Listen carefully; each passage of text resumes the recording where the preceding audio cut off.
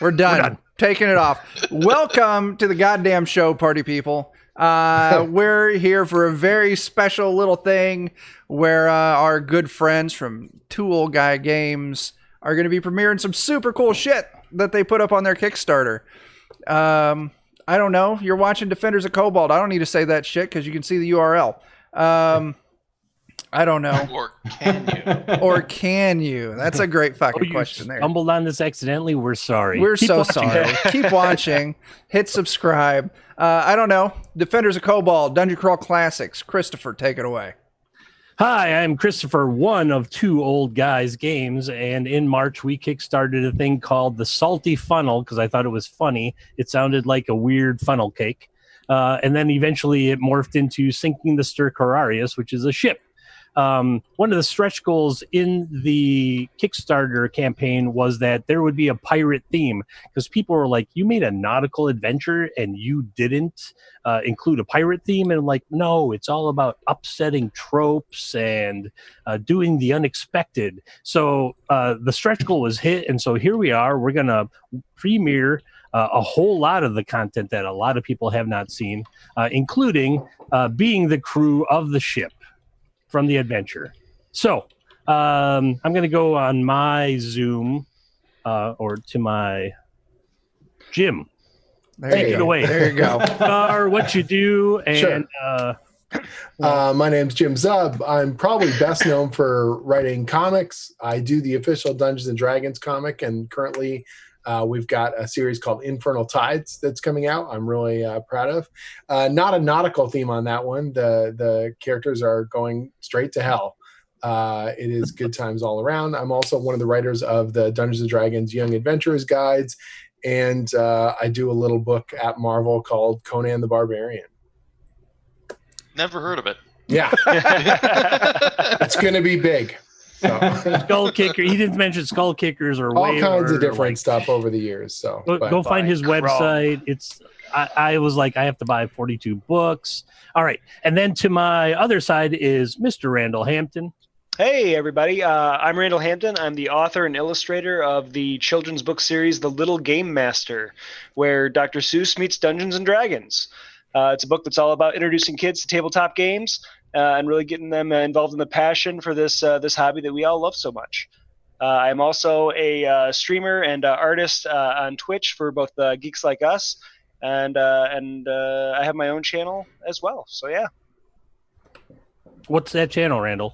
Oh, it's Randall_Hampton. Yeah. All right. And then directly below me is Mr. Matt Corley. Good evening. So I'm Matt Corley. I am a publisher and writer. I was the lead developer on Tales of the Old Margrave for Cobalt Press. I've also written 2 adventure paths for Sandy Peterson over at Peterson Games and worked on a couple others.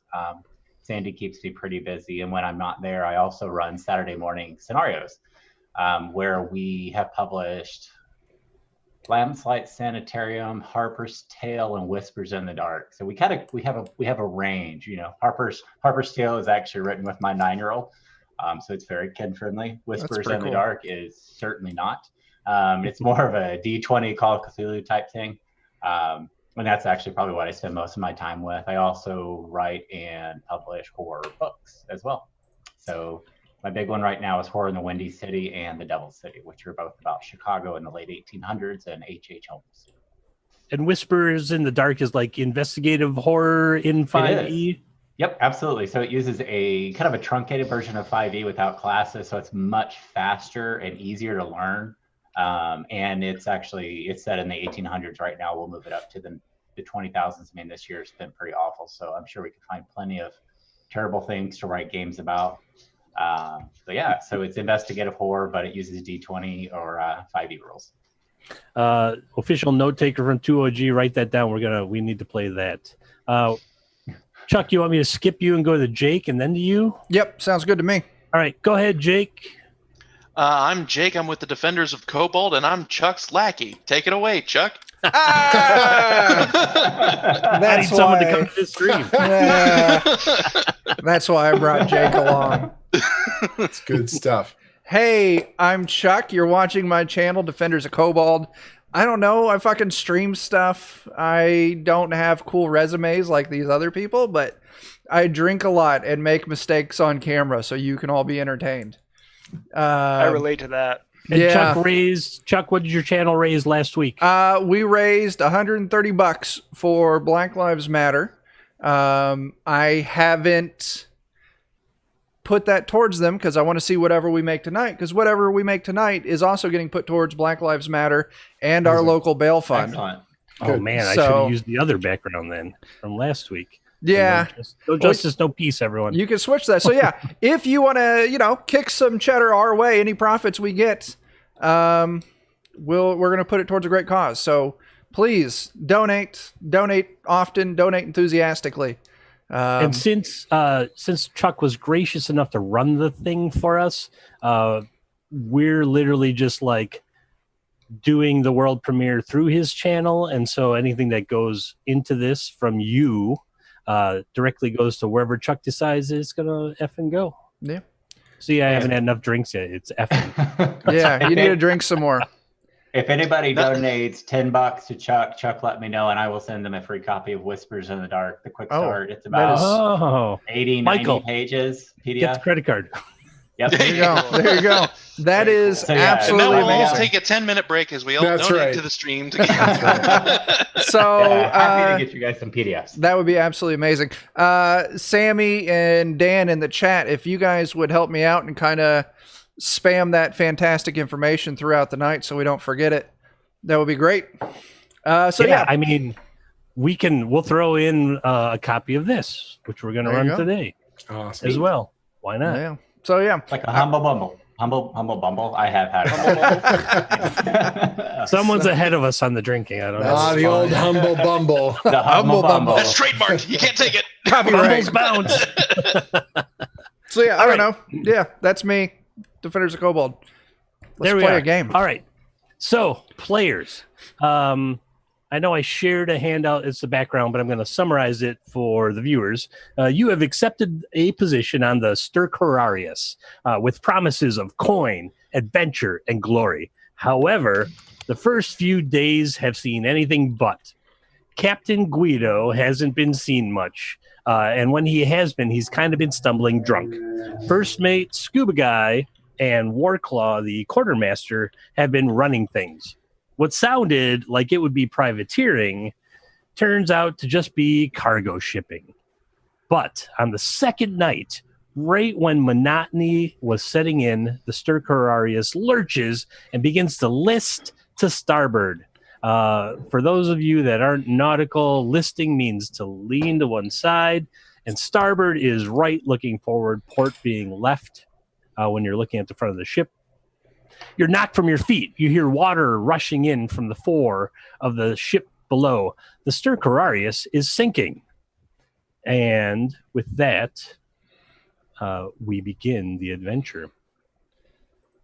Players, you can see, I think Chuck's characters would actually be most aware that water is rushing in because they are sleeping in the fore of the ship where water is rushing through onto the main deck currently. Johnny would definitely be. Why are my britches wet? I didn't do it this time, I swear to you. Who pissed my pants? Who pissed these pants? If you're gonna do it, at least wait till I take them off. It's not the first time you've woken up and your pants have been wet with somebody else's whatever. Definitely not. No, IRL and in the game. Wow. We're learning all the big Defenders. That's of right. Kobold This is secrets all- on this one. Man, and I thought the pirate start was, or the Yikes. prisoner start was hard in this. All right. So where's everyone else? As the ship shifts. As the ship list starts leaning to the right side, to the starboard, Randall, your three characters are on duty, as are Matt's. So you're on the main deck of the ship. And then, Jim, your characters are actually in their leisurely watch. So there's like a on Right. duty, a leisure, and then a sleep watch. Okay. So one of your characters is Mirko the Axe, who happens to be the surgeon on the ship. And so there seems to be like a card game or something going on in your quarters. And then, Jake, your 3 characters, being some of the lowest rungs in a pirate crew, are cleaning up after the barbaric officers have had dinner in the wardroom. Ugh. But all that, of course, before the ship starts to Just hurl food particles and dirty plates all over the place. Well, I'm quite happy to be dry. This ship has obviously seen some sort of bad troubles in the past. So around all the plates on the table and the chairs are all bolted to the ground, and then there's like retainers around the plates or bowls on the table so that they don't go sliding off. Clearly, whoever captained the ship prior to the current captain, Guido, who's drunk in his quarters, also was not a good captain. I would like to take a moment to call out Jeremy for throwing $15 in. Jeremy! Oh, that's amazing. So good. Great start. Amazing. So I'm gonna my 3 characters are basically playing cards on our leisure watch. We're just sort of hanging out, and when the whole ship sort of lurches to one side, we all kind of look at each other, shrug our shoulders, and just make sure the cards don't go off the side, and then keep dealing in the next hand. Like, not our problem. We're not on watch. Is, having been in the U.S. Navy, exactly what I would have said. Until they call all quarters, we're fine. Yeah, basically. Yeah, Mirko, the surgeon, he just sort of listens. Anyone screaming? No, we're good. All right, back to the hand. All right, so the card game continues in sick bay, basically. My guys are just got my folks are just looking over like, hey, you guys, you all right there? Looks a little wet. Your musician is playing, and your gunner is like inspecting the guns, but you're on the side of the ship that it's kind of starting to raise up a little. Mm-hmm. Yep, we are going to actually get right next to the side so that we can hold on. Lashing yourself to something. Just right there. Yep. There you go. All right. Yeah, I was just going to say, these 2 in the middle of the deck are going to start moving this way. All right. So they're going to run back up towards the high side as well. Yeah, they were literally closing a hatch over a ladder that goes below decks. So they were battening the hatches, as it were. All right, close that and then haul ass to the side. All right. We got Chuck and Jake. All right. After Johnny realizes that he did not, in fact, piss himself again, they're going to wade through the water and onto the railing at the top of the map there to hold on as well. All right. So, Jake, your characters are in the aft of the main deck in the wardroom cleaning up, and the ship is listing. All right. Well, Harry Hogarth's going to pick himself up off the floor and say, you 2 keep cleaning. I'm going to check out what's going on. He's going to make his way towards the ship, but judging on the character speed, I don't think they'll be able to make it out to see what's going on just yet. You kind of peek through the keyhole of the doctor's sick bay to the upper area on the map there, and you see him and a couple others sitting and still playing cards. Hawkeye, Mirko, and Two Hand Sam. Yep. Just sapping at the cards there. Mirko's the doctor. Mirko, they call him Mirko the Axe. Hawkeye's the navigator. And Two Hand Sam, I've already forgotten, even though I made all the characters. Oh, Two Hand Sam is the second mate. All right, second mate. Yeah, so a bunch of officers, just being leisurely as officers do, kind of. Even in the middle of an emergency. Yeah. The Mirko kind of puts a hand up to his ear when you're listening at or looking at the keyhole. He's like, no one's screaming, and deals another hand. You can make it out to the top deck if you like, Jake, with that character. Okay. All right, and then in that case, I'll take him out to the top deck, and then he'll be like, "Oh boy, we're going down!" Yeah, and he's like barnacles and budgeons. Part of the ship's underwater.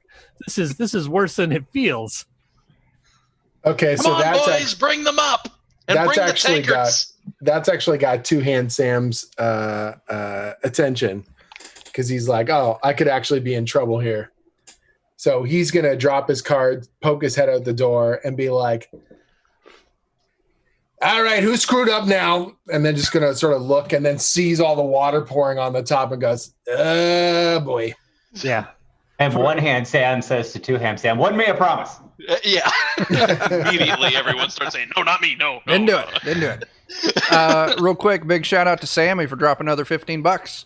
Holy All crap, right, that's amazing. Sammy. Nice. Thank you. Amazing. Right. So, was that Two Hand Sam? Two Hand Sam. So I've got to move him out. I got to keep track of who's who here. So is Two Hand Sam One Hand Sam's brother? Well, on a pirate ship of 24, there's a lot of the same name. Two Hand So you Sam just start sounded like Two deciding Hand who's Sam. We're Sam. totally which I we're thought was totally funny. brothers. Wait If until it's- you meet No Jim Hand and I, Sam. yeah, we are totally brothers here. Yeah. Brothers, sisters, whatever. I don't. Exactly, brothers, sisters, Sometimes So where's brothers, One Hand Sam? sister brothers. One Hand Sam. I don't. If you just hold down the left mouse button, Matt, there you go. Yeah, So which everybody. one's which? I've got 3. I don't know which one's actually which. That's the musician. That it's got to be. So you click on the one right in the middle. newspaper icon there, and All then right, you here can we see your go. characters. Yeah. There we go. All right. So Two Hand Sam comes yelling out and says, "What's going on?" And One Hand Sam holds up a hand and a hook and says, "Wasn't me."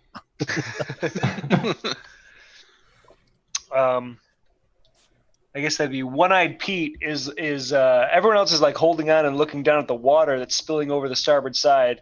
One-Eyed Pete takes his good eye and is trying to look over the port side and see what's if there's something over there pushing us, or we run aground or something like that.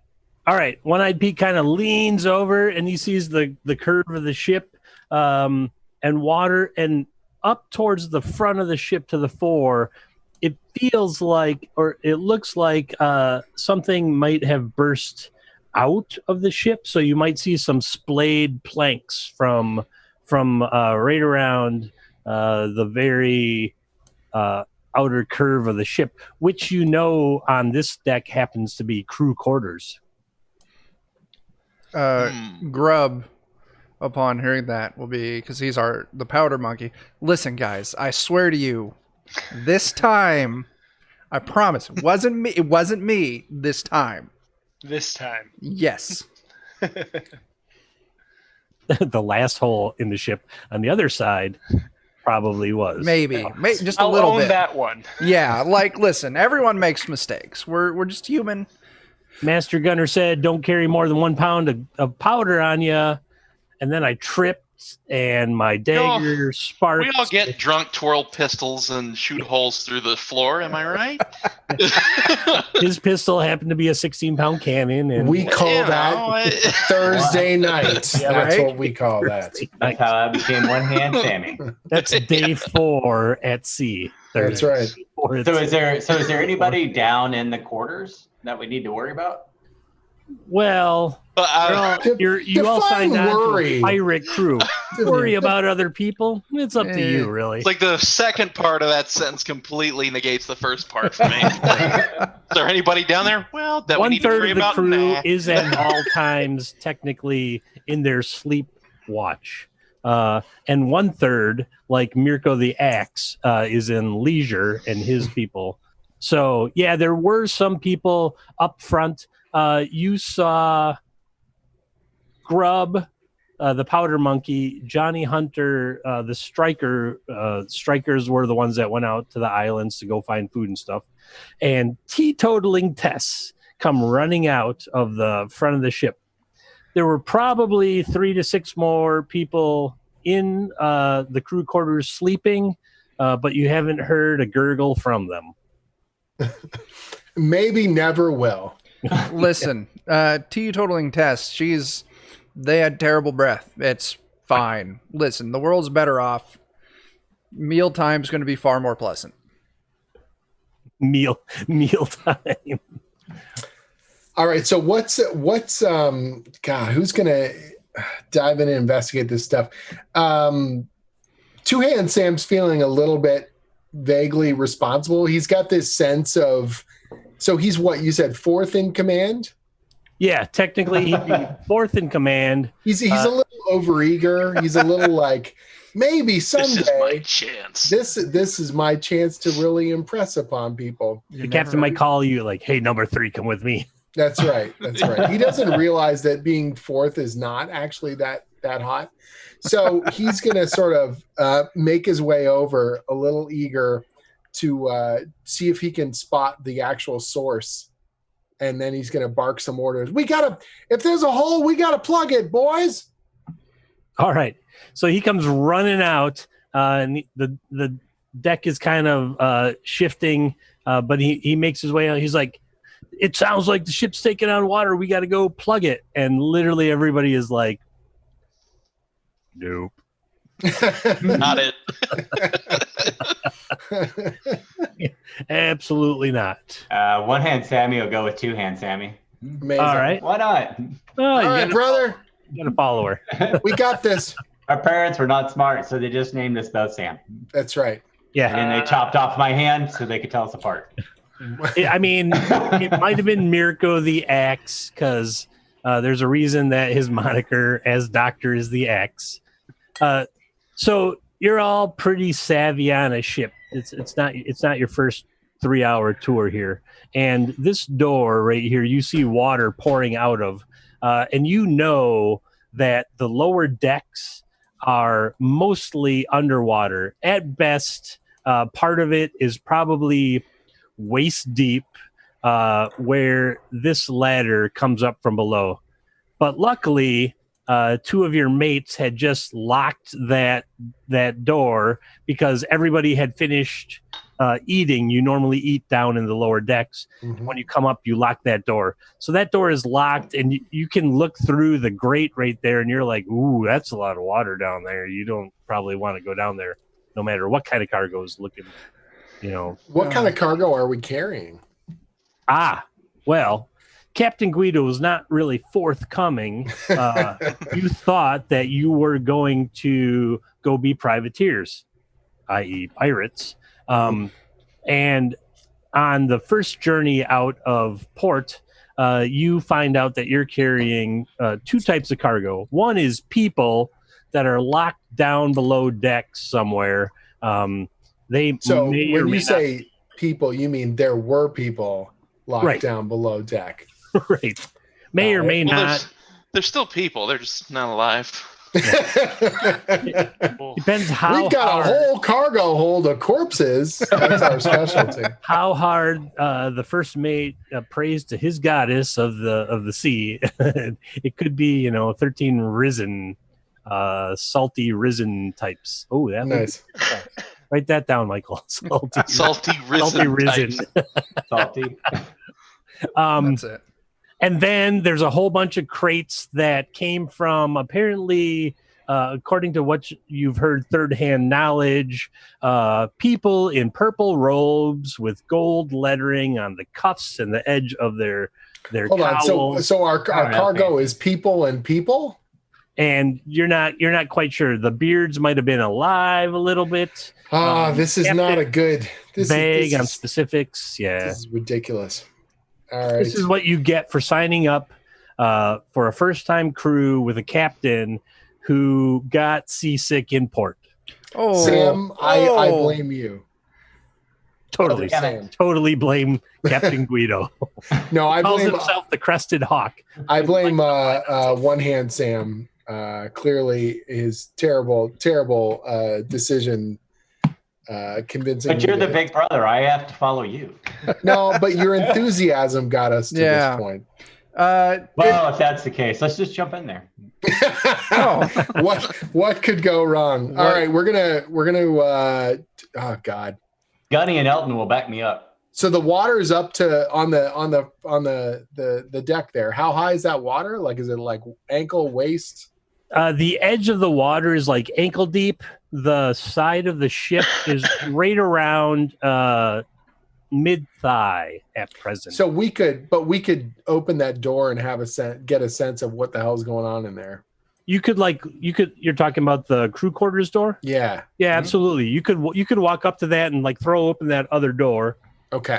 And water rushes out, and you see that the ship is intact there. So apparently, do we see water pouring in from a particular spot? It's kind of just coming over the forecastle, and then pounding down the old into forecastle. The forecastle. Listen, I Hold on, know Dictionary.com's got to tell me what a forecastle is. Christopher. The old forecastle. No. It's spelled forecastle.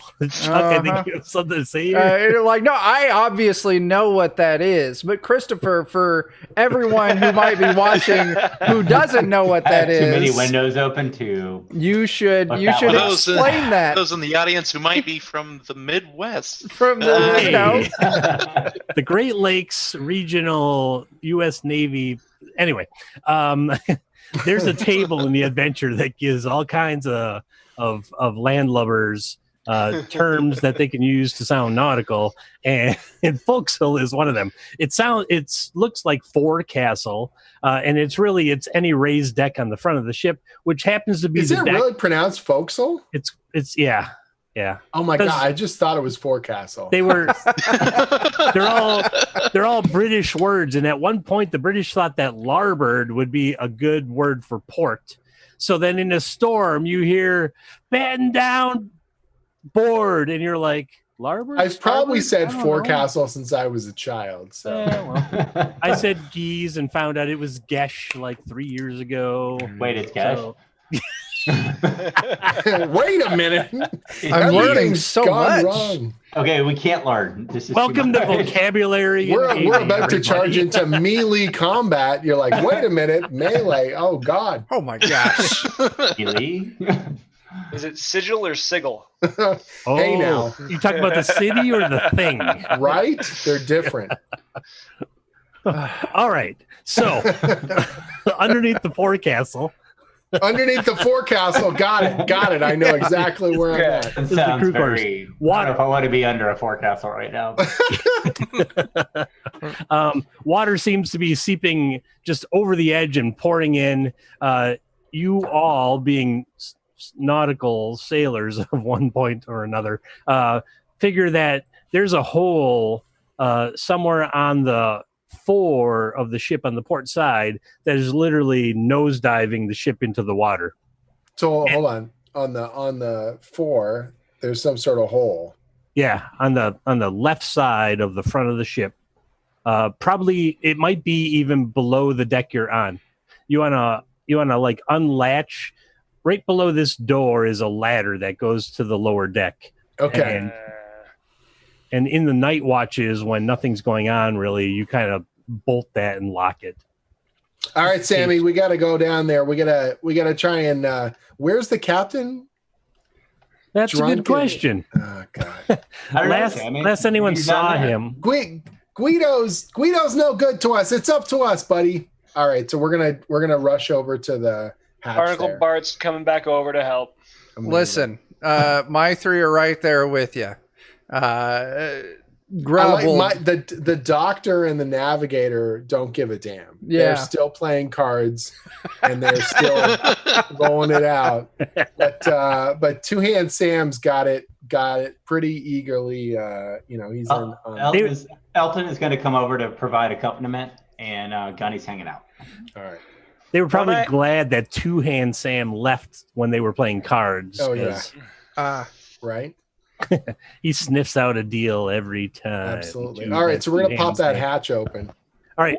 One-Eyed Pete decides that he's the perfect man to keep an eye out on the horizon.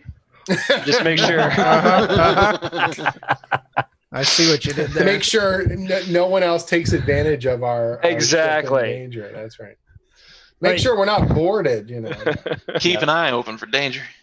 Y'all, I'm just gonna change maps real quick.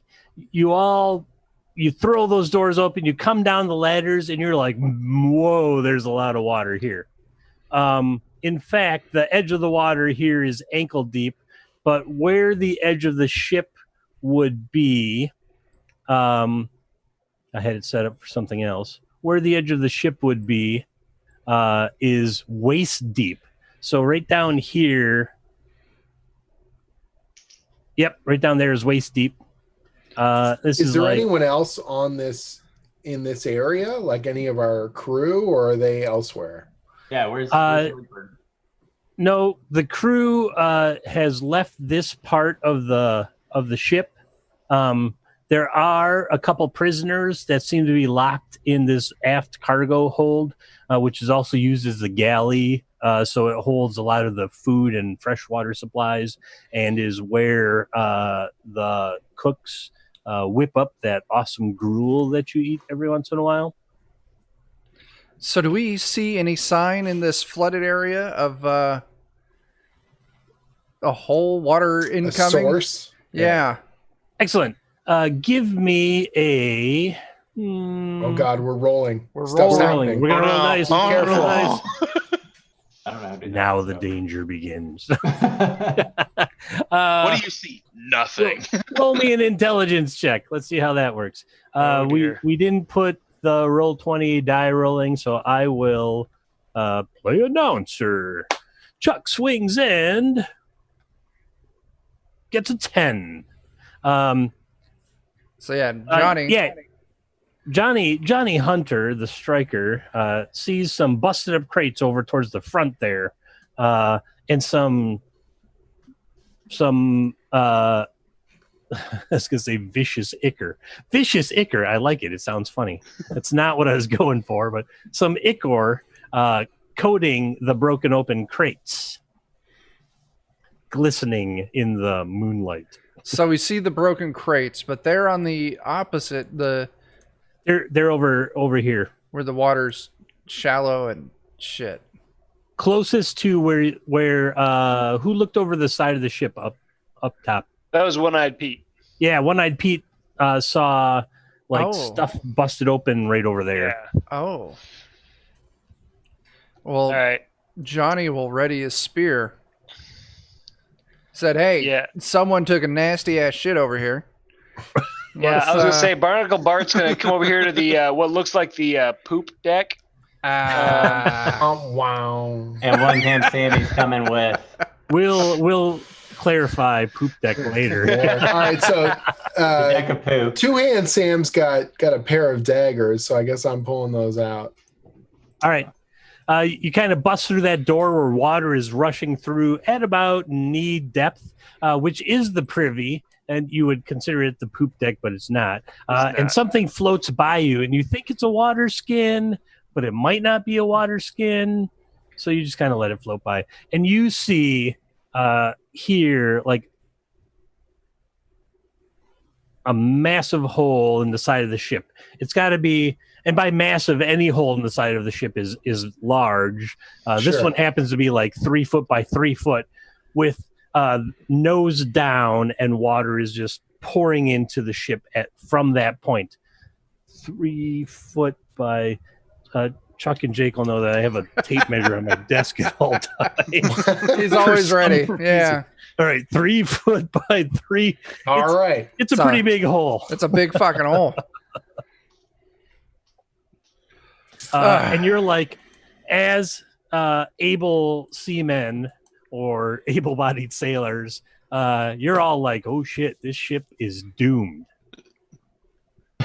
So we're well aware that this is not recoverable. This is not fixable. This is not...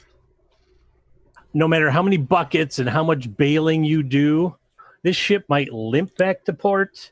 But the damage with all the planks like expanding from water damage and everything, structurally, this ship might as well just sink or blow up.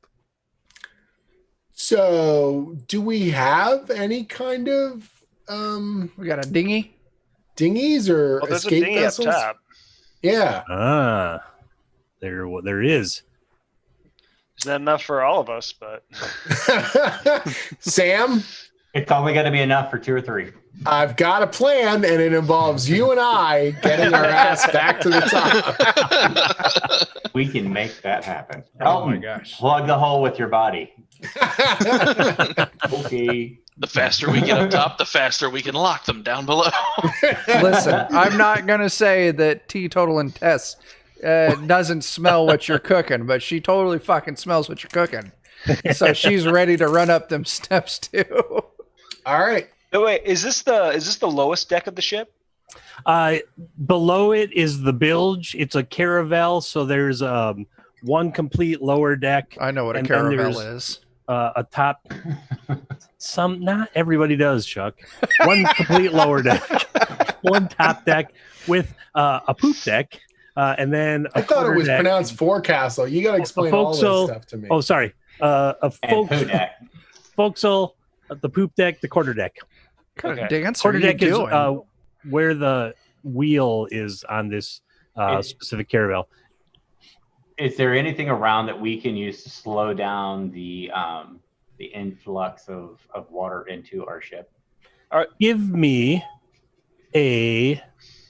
I'm gonna make Wait. that a luck check. Wait. So- It was no, not that one. Which let's see, we can see. We So, have- yeah, There's a luck check button on your character sheet, and you Am want I to trained? roll under your luck. Am I trained or case. untrained? Oh, there's just right below luck. There's a luck check button. Yep. Oh yeah. There is. Well, let's see what happens with one hand Sammy. Yes, I got a 6. Ooh, there you did. go. Success. So you find a bunch of tarp and canvas that Quartermaster Warclaw generally sleeps on, piled up kind of right outside the galley door.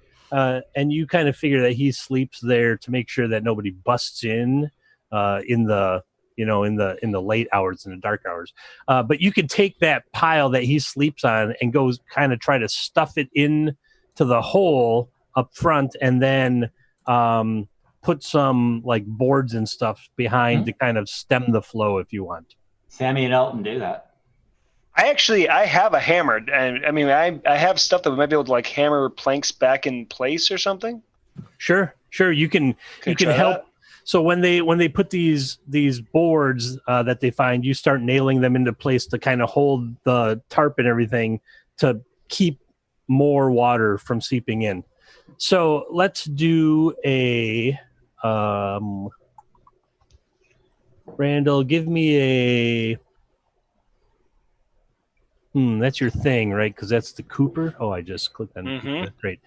You can give me an agility trained, and Matt can give me who was that you said? One hand Sam? Yeah. Yes. Matt, give me strength on one hand Sam trained. Because you're like, oh, we gotta whoa. All right. So the Cooper comes up and starts but the water kind of keeps washing up on them, and they don't get any real good solid nails through the planks in the ship and the plank that they're trying to board up with. So, but one hand Sam with hook and hand That's terrible. is really doing a great job of holding up this tarp. Like, are you going to help me or you're not going to help me?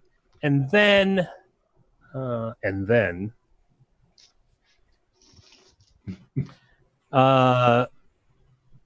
the Cooper gets washed away while trying to hammer in a nail.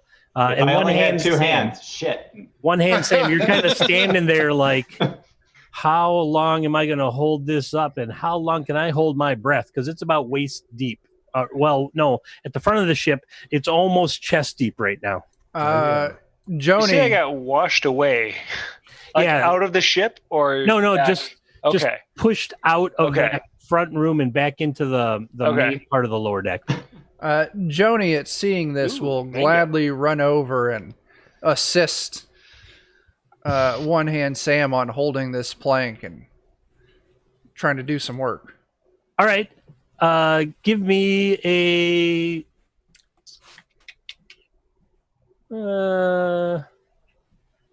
Give me an agility because you're going to try to like grab up some nails and try to hammer this tarp up For a trying to put in striker. place. Is that on? That'd be trained. All right. There's a lot of throwing weapons to kill prey, and That's an feed the 8. crew. Yeah, you did terribly. You're like, I'm gonna go help, and you pull a weapon, and you're like, this spear is what I'm gonna nail in these nails in to keep the tarp in place, and it doesn't quite work. Hey, Michael just changed his sub from Twitch Prime to Tier 1. Is that a good thing, Chuck? That is a fantastic thing. Thanks for that. Not only that, but behind the scenes, he also just threw some cheddar at our Patreon, which that's is amazing. Oh, Nice. very Thank you. cool. Nice. that's the other old guy in Old Guide Games. Uh-huh. We can He's see him, so I was talking we to can- him, but he can't talk right now. So Sign All right. language.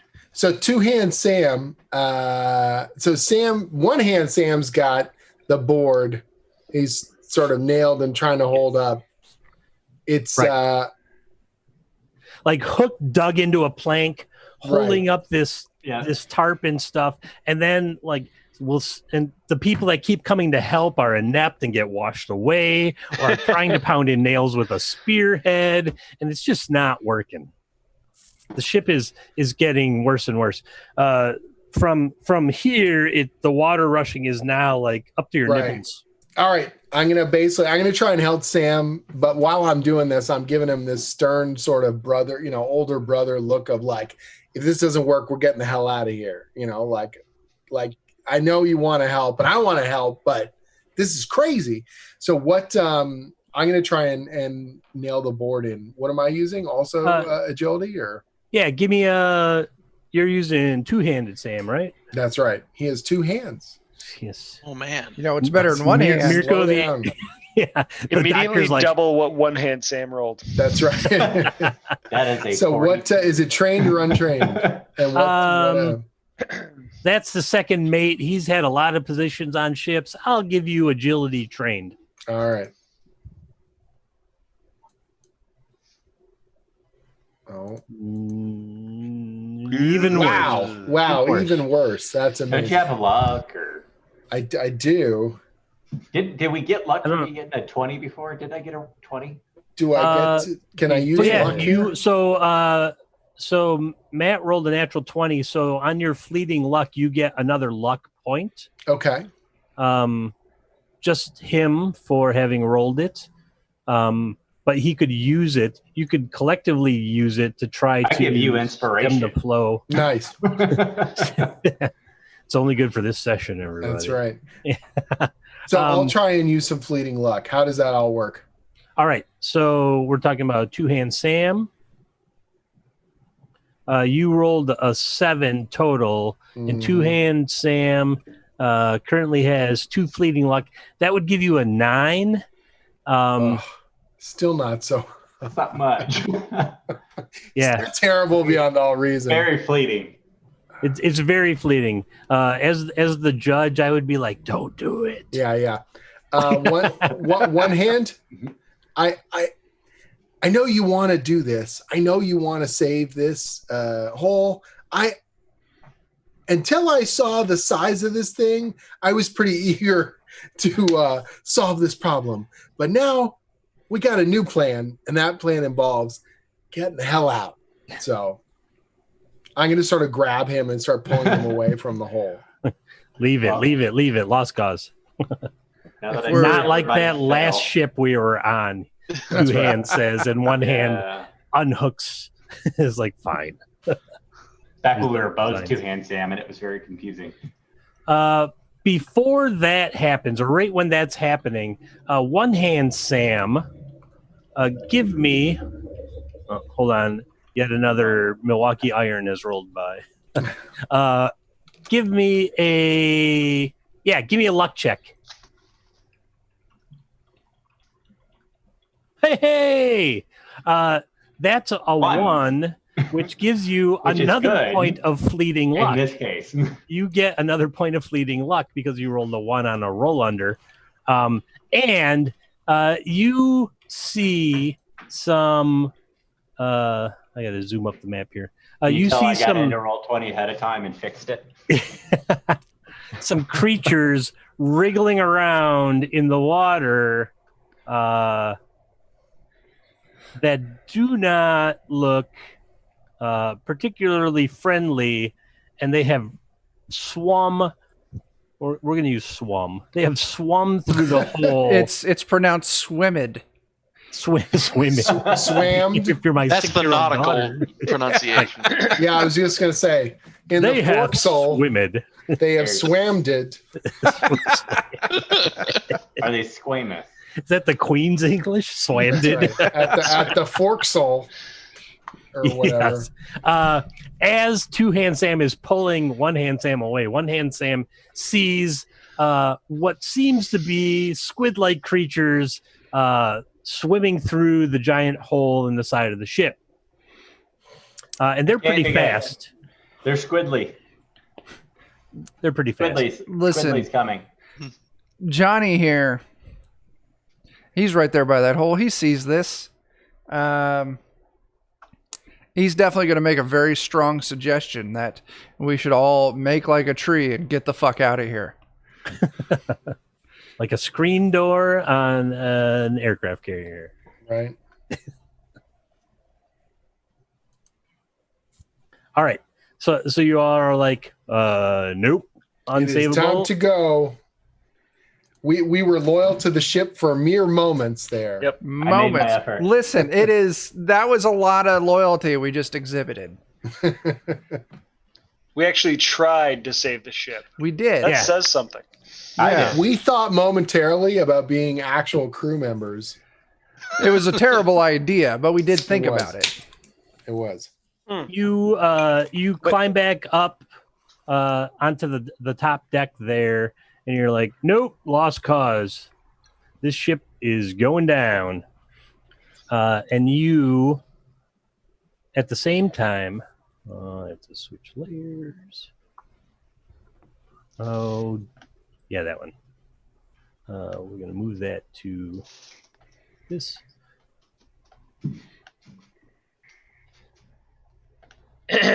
Dibs. Meanwhile, Doug, Who Digs, and Harry Hagar are drinking from their tankards, telling the nameless kid Swabby to, hurry up and mop that up. Oh, the great thing about that dinghy is that it wasn't written to the original adventure, but the ship's maps, by the way, everybody, have come from Domiel's wondrous maps on Patreon. Nice. And we're at a level where she allows us to use them in commercial products, and they were so perfect that I didn't want to not use them. But then I sunk them. Hers were clearly unsunken, and ours have rushing water coming through there. At the front of the ship, beneath the forecastle or forecastle. That's you. right. That's right. In Canada, Thank we you. pronounce it forecastle. Thank Right. you. It's adjacent from the White Castle. You see tentacles coming through the door, like pulling something. How big are we through. talking, these tentacles? The whole creature seems to be about 4 feet in length. Okay. Let me see if I can talk to it. Hello! Hello! It speaks Squidburg. Amazing. Somehow, Randall got 3 of his characters into the boat real quick. Somehow. I don't know. I wasn't paying Was there a attention. dexterity check for that I missed? I don't know. Initiative, yeah. Yeah. So Jim, your 2 characters, the doctor and the mate, in your quarters there. Yeah, that's Mirko and Hansen. Yeah, they literally hear people like, "Nope, this ship is sunk. It's time to go." All right. Mirko's throwing down his cards. He's super pissed off. And he's just like, fine. So throws the door open and he goes, who's dying? What's going on? And then he just sees all the tentacles wriggling over at the far side. And then he goes, better get the axe. So he turns around. He's going to go get his axe. Does he have an axe in inventory? Because he should if he doesn't. It's the he's got that syringe. All right, it's going to be called the Limb Saver. All right, and it's like I cut this much off because it's like a bone saw. Saves, right, it saves the rest of the limb. Yeah, it's just a chef's cleaver. Is all it is just a chef's cleaver with a serrated edge. But he dips it in booze to make sure it's like clean. Keep it sanitary. Yeah, that's right. Meanwhile, Hawkeye Hansen, the navigator, is just realizing that he's well and truly out of a job. And just kind of nervous about his future employment potential, and kind of caught up in sort of the neuroses of that. So I don't want to. That's the problem. I don't want to role play 3 characters simultaneously. So Hansen's just sort of a nervous wreck who's sitting there like, oh well, I wonder if I could tell them it wasn't me. I was just a passenger on the ship. I wasn't actually part of the crew when it was sinking. And Mirko's basically looking for his bone saw. Two Hand Sam is like looking to get the dinghy and get the hell off his ship with his brother. So, all right.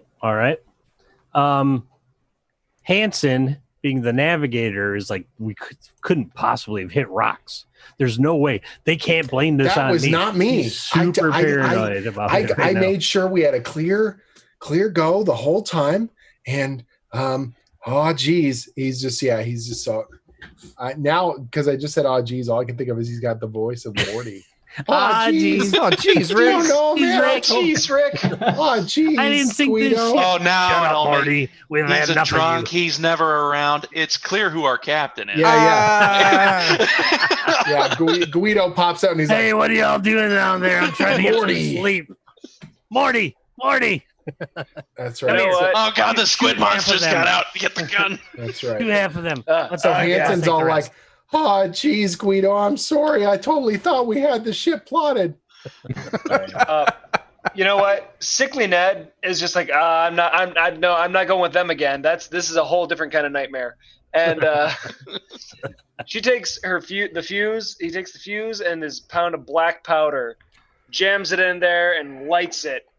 Jams it in where? Into the pouch of black powder that she's got. Like a little makeshift whatever. I don't know if it's a little Grenade. barrel. It's basically a grenade. Michael really wanted grenades in the game. Michael, you get grenades. Randall has just made a This is grenade. the world's Basically a biggest. I'm gonna light it. I'm gonna wait just enough time, and then chuck it at the tentacles. All right. Just enough time so that right before it hits water, so that the pouch doesn't get wet. So it'll go off as it hits. Sickly Ned's got an amazing Throwing a agility. giant snapper at him. Bang! Yeah. I have absolutely no stats. So Just roll me a d20, if you would be so kind. Is that just a what is this? Your agility bonus is 0, so over on the left side, second to the last icon on that thing. Oh, okay, just a d20. Gotcha. Yeah, because There you go. Oh, there you go. Uh-oh, what happened? Having been Sickly Ned, having been the gunner for quite some time, might not look like much, but has a heck of an arm.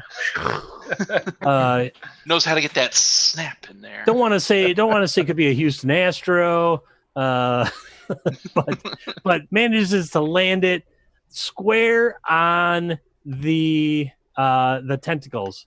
And was that a pound of powder? It was a pound of powder. Oh, I wonder if anyone's. The pound of powder ignites, blasting calamari up into the air. enough for like 4 people to eat.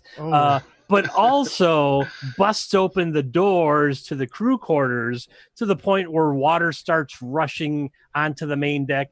like 1.5 times as much as it was before. So you totally destroyed Squidly. Delete. There's like bluish black ichor in the air raining down on you. Tentacles about like yay long raining down. Something hard seems to hit a wall inside, and then the whole front wall of the main deck is wrecked with a pound of gunpowder explosion, black powder explosion.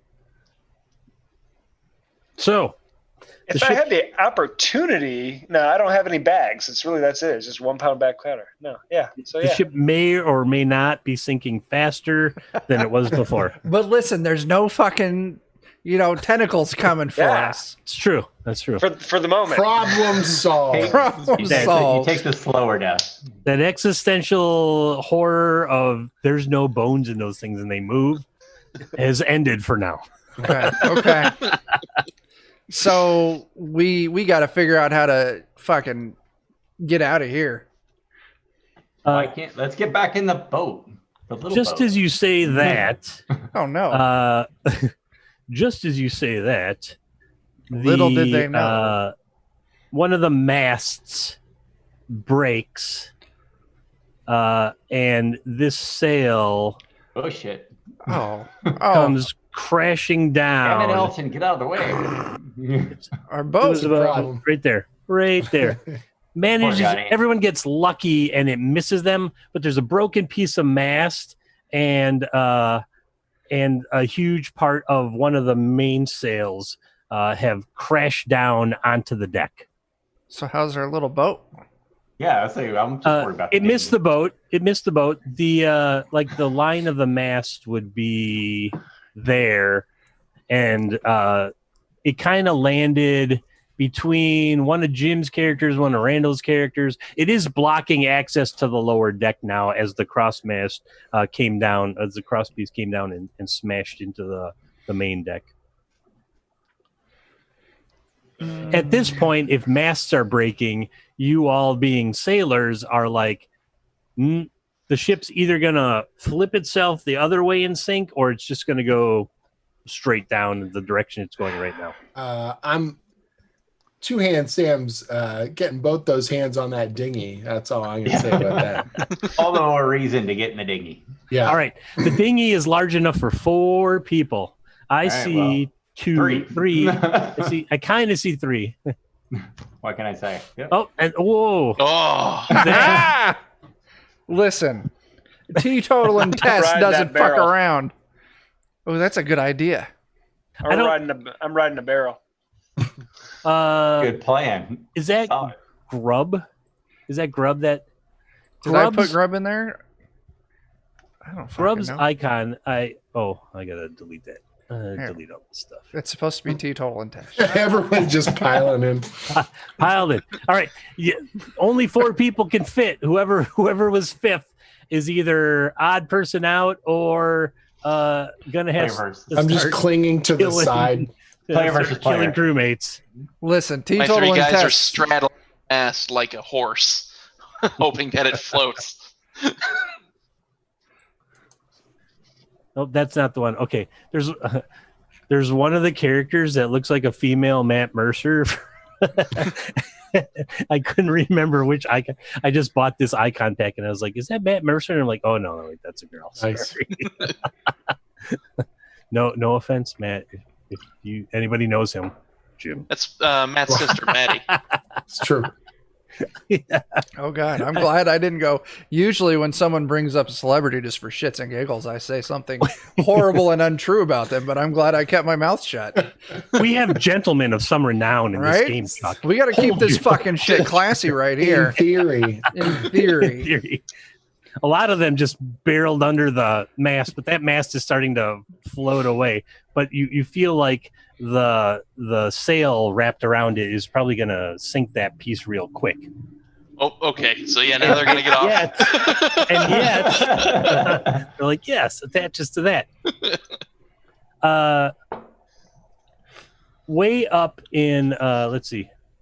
way up in the corner here, we've got. So Jim, you've still got 2 characters in your in sick bay. Well, they gotta be coming at the door. Gunny's just holding on to the side. There's lots of crashing and screaming and yelling going on at this point. The navigator's just like trying to figure out how he's going to update his resume at this point. It's a bad scene. It's like, get all the cards and remember whose hands was whose. That's right. Like, what's this 3-month gap about here? Listen, you just let me take down what it looked like, and we'll continue this game when we get to wherever we're getting to. Yeah. I just counted 5 aces. What is it? We'll deal with that later. All right. Let's go. All right, I'm gonna. Oh, I missed a couple characters.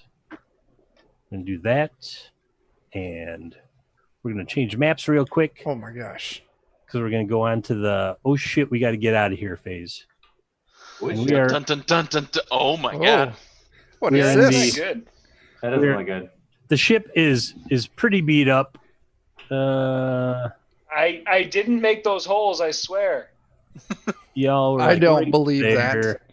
Yeah, I may have made those holes. The front part of the ship is definitely under the water, and at this point, pretty much even the Swabby, who's on his first cruise, is like, I don't think this ship can be saved. We should probably get the hell out of here. But there's only one dinghy. Jump on the dinghy. Am I missing Barnacle Bart? Where'd he go? Oh, did I miss one? Let me get back onto the proper layer. Who designed a ship where there's one dinghy that carries 4 people for a crew of 30 or whatever? Well, there's about 24 crew, and that just happened to be the Striker's boat in the middle. Okay. The other ones seem to have been used by crew members not currently present in the adventure. Nice. So they already cut and run? Yeah. I was going to make a joke that it's the captain's dinghy, and only certain people are allowed to ride on the captain's dinghy. Terrible joke. Well, Terrible joke. You're right. I may have missed a character somewhere. It's horrible. What are we paying you for? Whatever. That's why we have 3. See, you told us they wouldn't all survive. Yep. 3. I see Chuck's got 3. Jim's got 3. Matt's got 3. Jake has 3, and Randall has 1, 2. What are we talking about? How many characters on the new map? Yeah, somebody got eaten by a squid. Yeah, I'm just missing Barnacle Bart. Barnacle Bart, right? What do you mean? He's right there.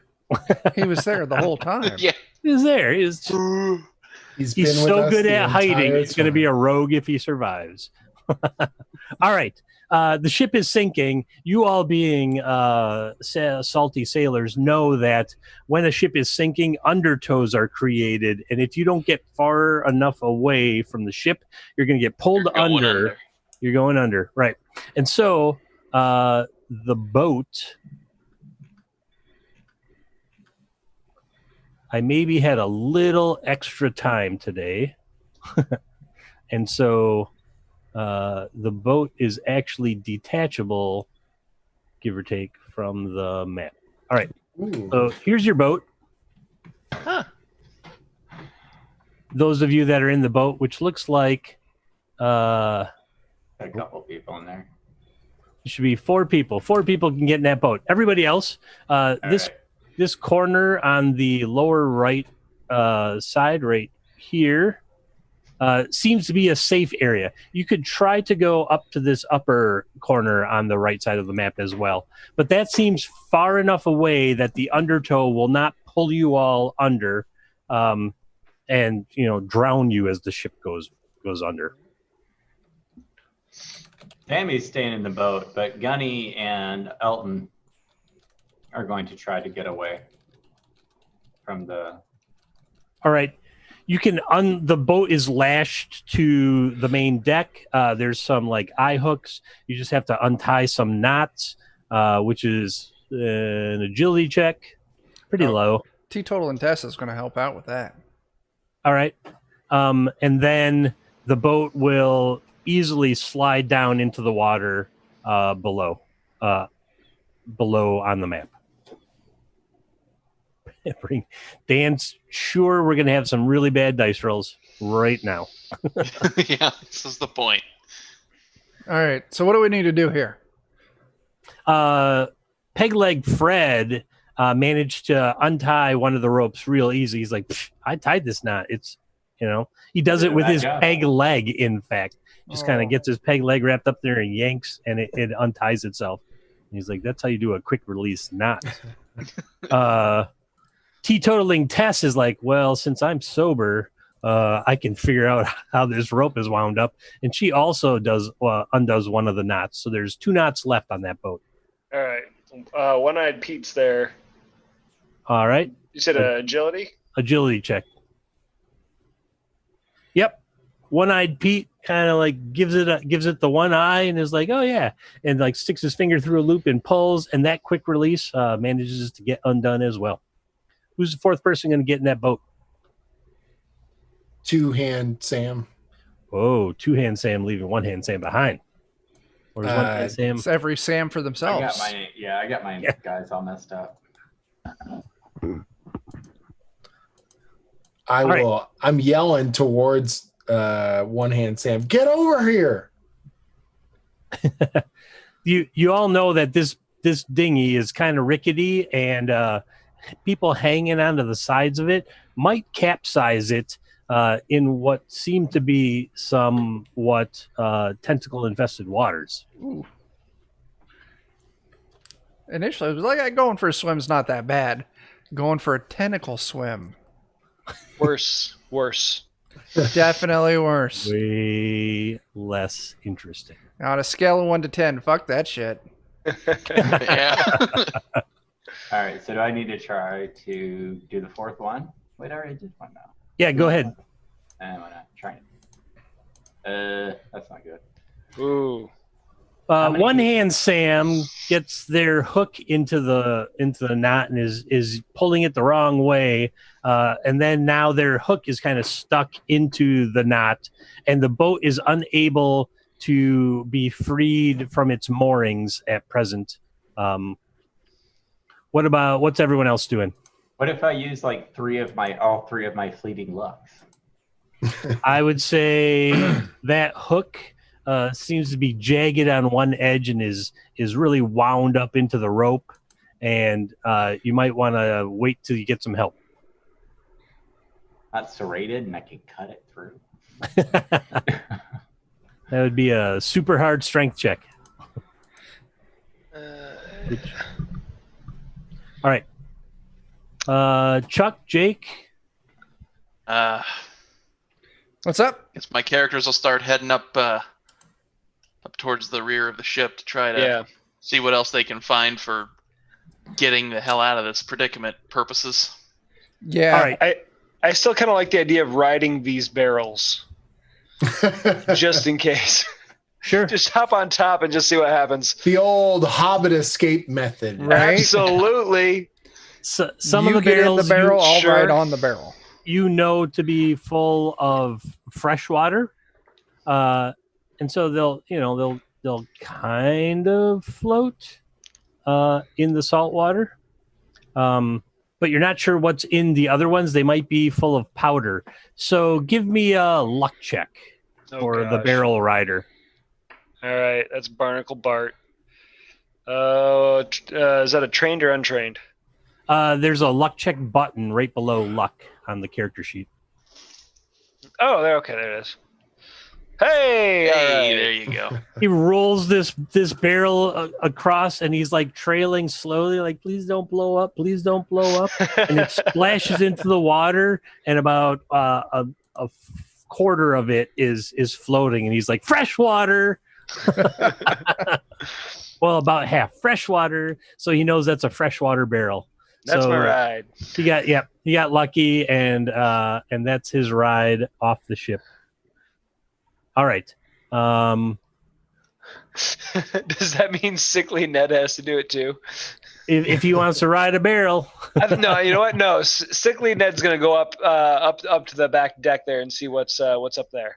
All right. Climbing those ladders, you all being crew on the ship know that there's 2 decks. You can see there's ladders right that go up to this deck, and then there's 2 ladders that go up to the final deck, which is where the wheel of the ship is.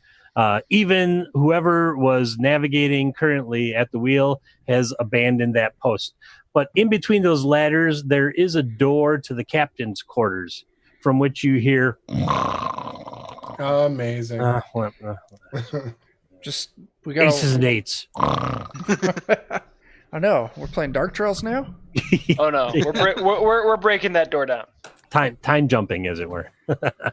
We're gonna break that door down, and he's gonna be fed to whatever's hungry. It's not locked per se, because he was too drunk to remember that the crew might Break it meet. down anyway.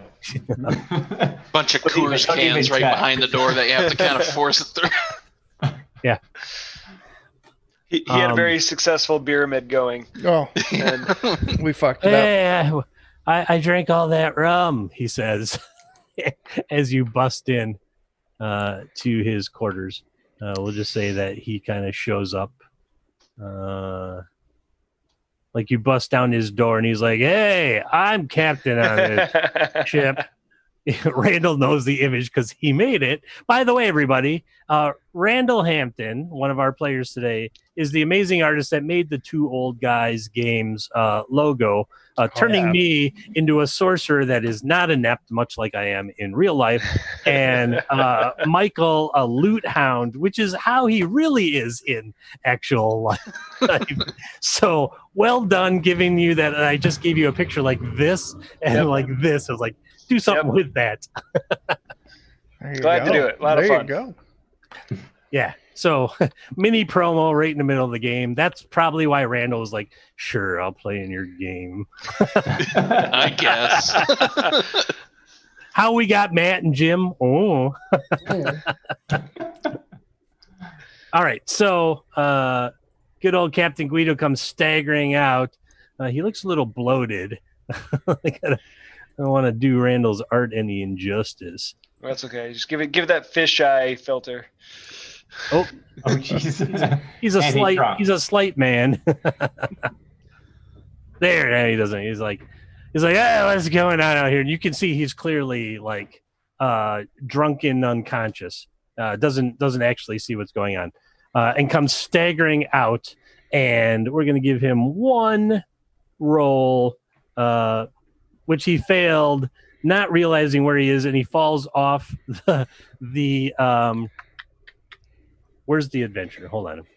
Even I sometimes need the proper terminology table. That back there is the 3 castle. Below the poop deck and above the main deck. So he falls off the quarter deck to the main deck and is lying there like little green slime hanging from his face. I would like to go into his quarters and look for ledgers or anything like that associated with the ship and our what we had on board.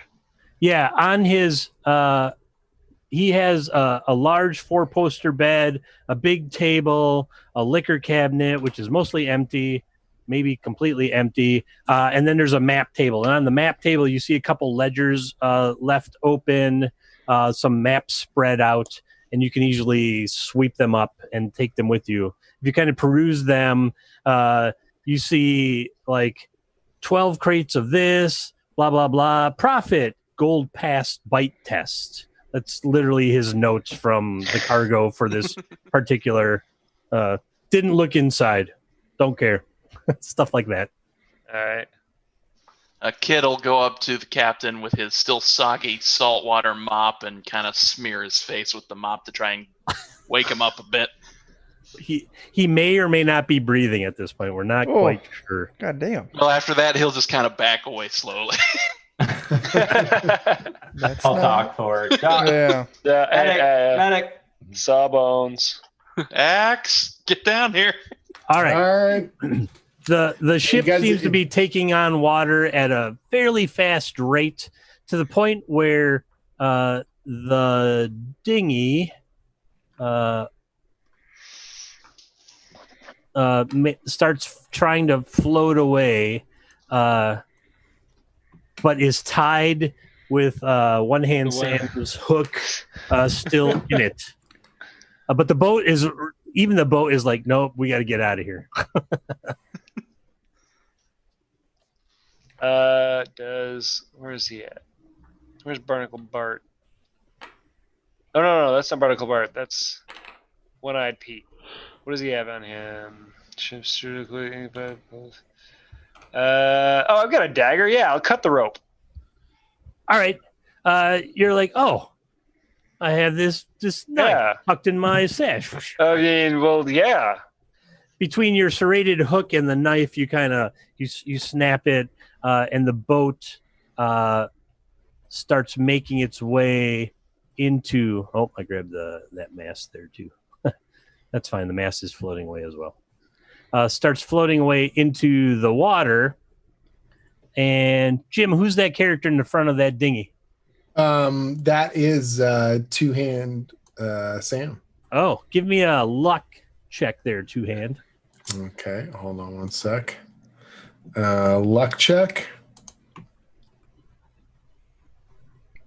What do we got? Success. Oh my God. You see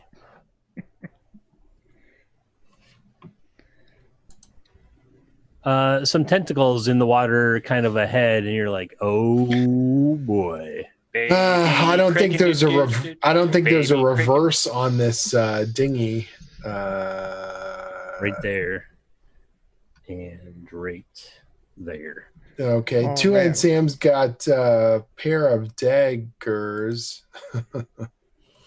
I'm just going to slice out with the daggers, try and clear a bit of a path for us to be able to get the boat out. Okay, so you're While like still yelling to, for One Hand Sam. Yeah, I've got some sort of ranged weapon, that chain shot. So does that mean I have a gun of some flavor? Yeah, so it's literally two metal balls with chain that they would fire out of the cannons to like break masts and kill people on decks on enemy ships.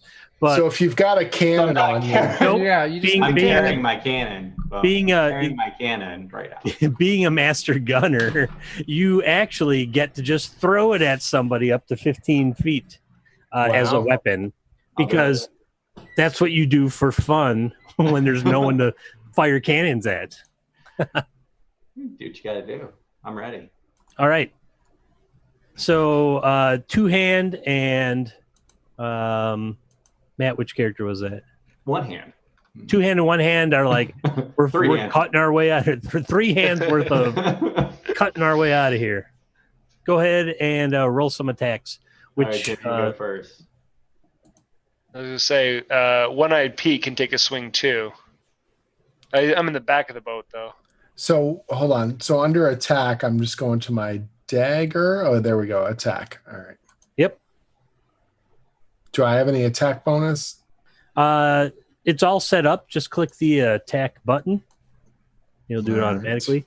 And you hit a 12, which should open the NPC real quick.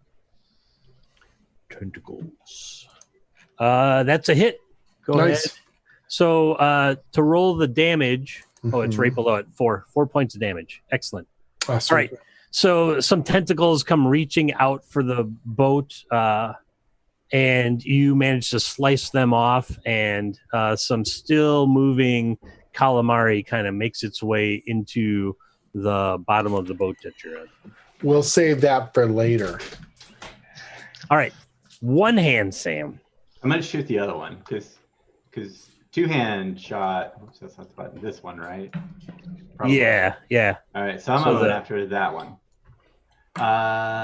You know what? Actually, am I close enough to do whatever this bar shot thing is?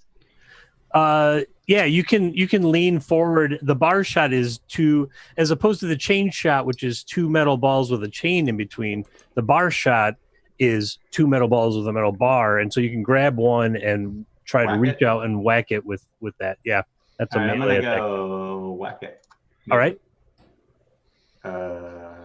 It says any attack bonus. There should just be an attack button. You click the attack button. Yeah, you're doing it right. Hit OK on that and just leave the numbers the default and it'll go through. Oh, Whoa! There you go. Nice. You Screw you, you Squiggly. squash one and like purplish ichor squirts out of the tentacles trying to grab the side of the ship, but this tentacle kind of moves away from you, and the damage that Jim did kind of moves that away from you and gives you like this lane towards what you believe will be safety over in the right hand corner. What? Well, a GM can never be too specific about safety or danger levels, correct? Until you actually know. Away from the sinking ship. That's right. That's good. Good. You're getting away from the sinking ship. Everybody else, you're still on the sinking ship.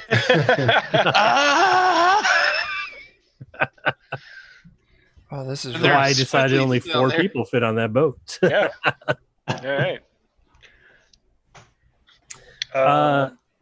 Do we see anything up here on the quarter deck or on the poop deck that would serve as a flotation device or vessel?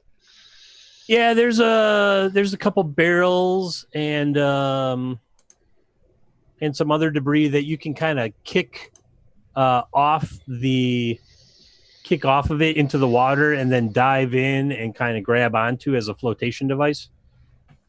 Is there anything else crawling up onto the ship? Looking down, you see frothing water and turning kind of purplish in those areas around where the dinghy is right now. But that's it. Okay. Yeah, I think I'm about grabbing some barrels and doing a barrel roll off the side of the ship. That's a different style of barrel roll than. Is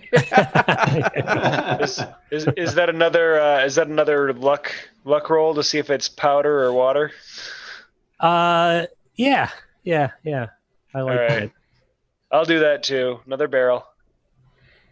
Oh no! Oh. Sickly Ned. All right. That's bad. That's sad. I like Sick- Sickly Ned. Sickly Ned is like, yeah, I'm going to roll this barrel up, and kicks the barrel over, and then is going to push it along with his hand spike, which is a pole arm, except that the hand spike nicks one of the rings on the barrel and causes some sparks, and the barrel explodes and Sickly Ned takes 4 points of damage. Oh, toast. Which, Toast. Pretty sure Sickly. Yeah, Sickly Ned is no more. Ned's dead, baby. Ned's dead. Yeah. Oh, that's too bad. Yeah. Grub and Johnny, they're not going to be dissuaded by this. They're going to repeat with hopefully a less exciting end to it. Let's see. I gotta find that character in the melee here. There you go. Yeah. All right. Bits of Sickly Ned go flying back towards the wheel. Ned F's in the chat for Sickly Ned. Yeah. All right. Go ahead, Chuck. You're gonna do the same thing. Luck check. This is going to be You gonna rethink that one now? No, we're still doing it. Grub is going to make his luck test. Grub only has a luck score of 7, so Oh, That didn't work out very well. yeah, that's wickedly bad for good old Grub. Grub, being a powder monkey, is like, I know how to handle these barrels of powder. But that one was definitely a full barrel of powder. And he goes to roll it, but gets caught up in it as it's rolling away. And blows up. It apparently knocks him off of the deck he's on and onto the deck below, and then lands on top of him. It does not explode, but it does 2 points of damage, which I believe is all that Grub had. Grub is now dead. Oh that's just paste. Yeah. Where's Grub? Right? Oh. Was that Grub right there? I Yep, that's Grub. think? F's in the Thinning chat the for ranks Grub. here. Yeah, the herd All right. is being thinned. Well, now Johnny is having serious doubts about his plan of action. For Doug some and strange Hogar are reason. like, grab that barrel, kid. Mop that mess up. So yeah. Crap, I don't You wanna pause for a minute and be like, that's what like Johnny's definitely like, what the fuck now? Johnny's really pissed because the other four took his boat. They did. He's the striker. That's the They took striker's the boat. And he's like, Becker with. They stole that damn boat. All right, Elton's gonna grab a barrel because sometimes it works. Yeah, So far, It's worked once so far. 1 out of 3. Yeah. that sounds like luck in DCC. Yeah. Those are good odds. Go ahead and give me a luck check to see what kind of barrel he manages to grab onto. Let's see if I can find that character sheet. Right below on the character sheet, right below the luck score, there will be a button that says luck check, and you did it. Hey. Nice. Skinny Rolls it in, covers his head. Nothing explodes. He doesn't get trapped by it. Feels it's safe. It's safe to. And I start playing my pipes. There you go. Maybe like that. Elton looks like, the guy with the braids and the sword. Nope, not that one. The other Elton. Wait, John. musician Elton. I renamed him. Elton. Yeah. All right. So musician Elton gets a barrel. Yes. And I'll give you a barrel. GM player. Turn that into a token. All right, Elton, you have a barrel that you can float away on. Sweet. Here's your barrel right there. And I am over there. Look at that. All right. Oh my god. And so Gunny goes to this barrel that's recently vacated. Yeah, 'cause seeing- it worked. Yeah. Seeing a success, Johnny's definitely motivated now. He's willing to barrel it out. I have the bard. I've given you inspiration. You've given me inspiration. Yes. Exactly. That's what I like to hear in DCC as a judge. Oh, I start singing Gilligan's Island. Johnny's kind of tipping barrels like, this one sounds like it has water, and rolls it over. And I kind of like Johnny Hunter when I made him. I And did thumbs too. up. I was like, the striker. But the snare, the barrel bumps against him, and the snare that's on the side of his belt, which is like a small bear trap. So like, I don't know, a pangolin trap, goes off and also catches a ring of a barrel. Ooh. And I'm not gonna roll the Oh, gee. Oh, God totally damn. explodes. That's Johnny Hunter. We got to dodge pieces of little Johnny. yeah. The snare goes flying by somebody's head, and they're like, "Whoa!" And I believe that was. He's just goo everywhere. We're finding out where all those holes came from now. That's right. Right. Yeah. This is me. I'm going to get on that barrel that I took before. Oh, all right. Well, there's two. Oh, there's two of us. There's two of you. What's going on there? Let me see. Hey, took my barrel. We each had. Oh, you're in it. I'm on it. Is that how we're doing it? Yeah. Okay. It's straight Hey, hobbit. whatever it takes. Two people on a barrel. I'll allow it. I just blew up a couple people. I'm satisfied. Nice. And I killed one. Killed one with a barrel falling out of their head. It's Feely and Keely, man. We're going. That's Yeah, it. that's right. That's it. Millie and Vanilli. All right. Johnny's like, this one's okay. I know it is. Johnny is dead. I'm just gonna clear them so for later.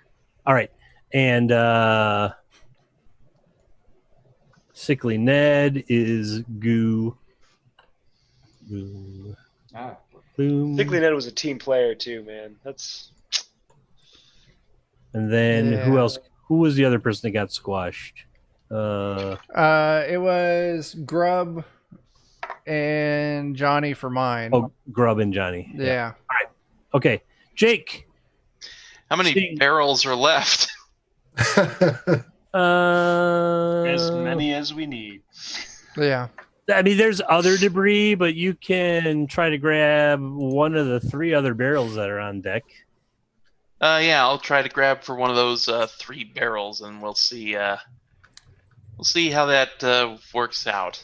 All How right. bad it gets. Yeah. Doug and Hogard force the kid to try to check the barrel. Alrighty, where is it at here? Luck check.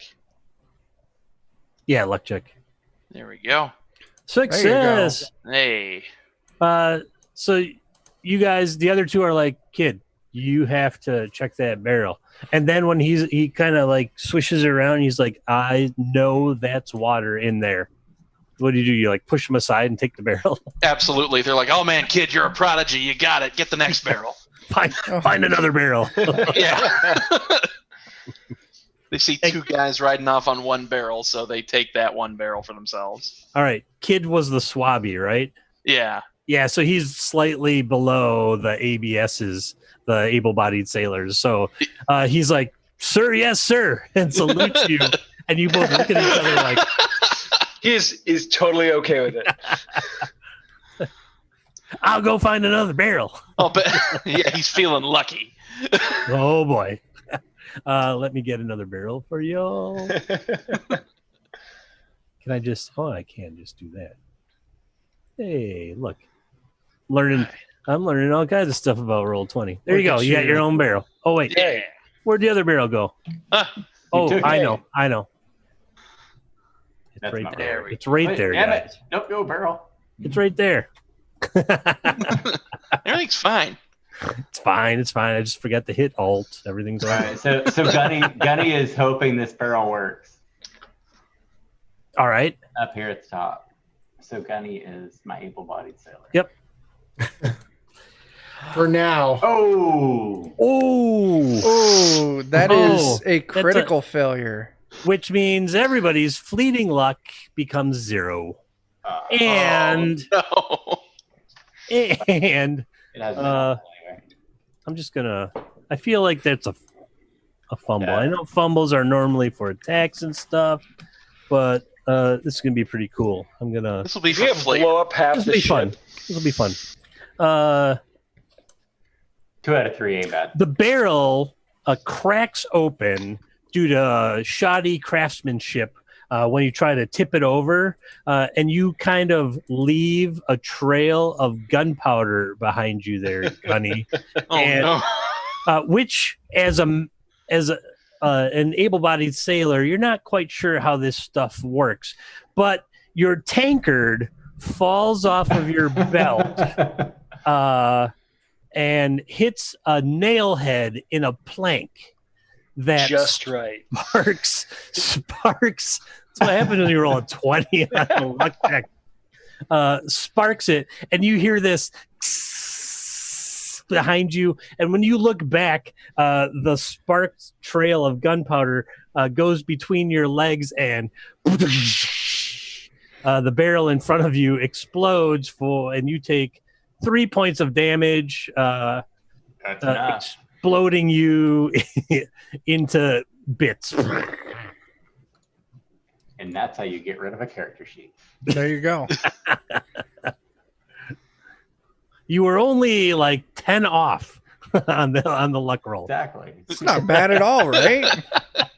Halfway there. Right? All right. Who needs to get off the ship? I mean, I've still got my other 2. Okay.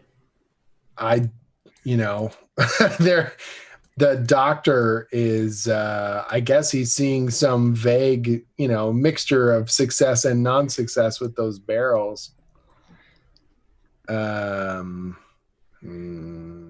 there are a couple barrels still left.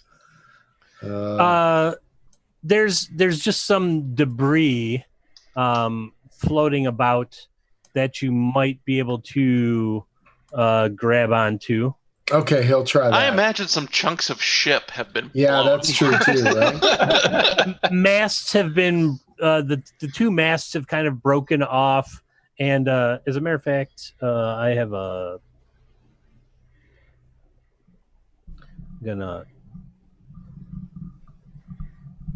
there's like a piece of mast that has a little bit of torn sail on it, but Okay. you believe that that's gonna float pretty well, and it comes off the you can just see part of it right there. It comes off. So the, both Hanson and Mirko are going to try and get a hold of it.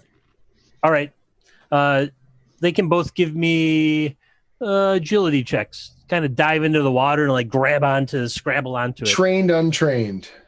Trained. This is oh man, we're gonna die if we don't do it. Give you the benefit of What the do we got? Oh man. Keeping it pretty classy. All right, and Hanson's got the agility. Let's see how that goes. Whew. Whew. No one does it like Hanson and Mirko. Let me tell you, both of them rolled 5 and a 4. Real classy stuff. Let me open the print proof of our judges screen and look at difficulty levels. Nice. 5 tasks are child's play. All right.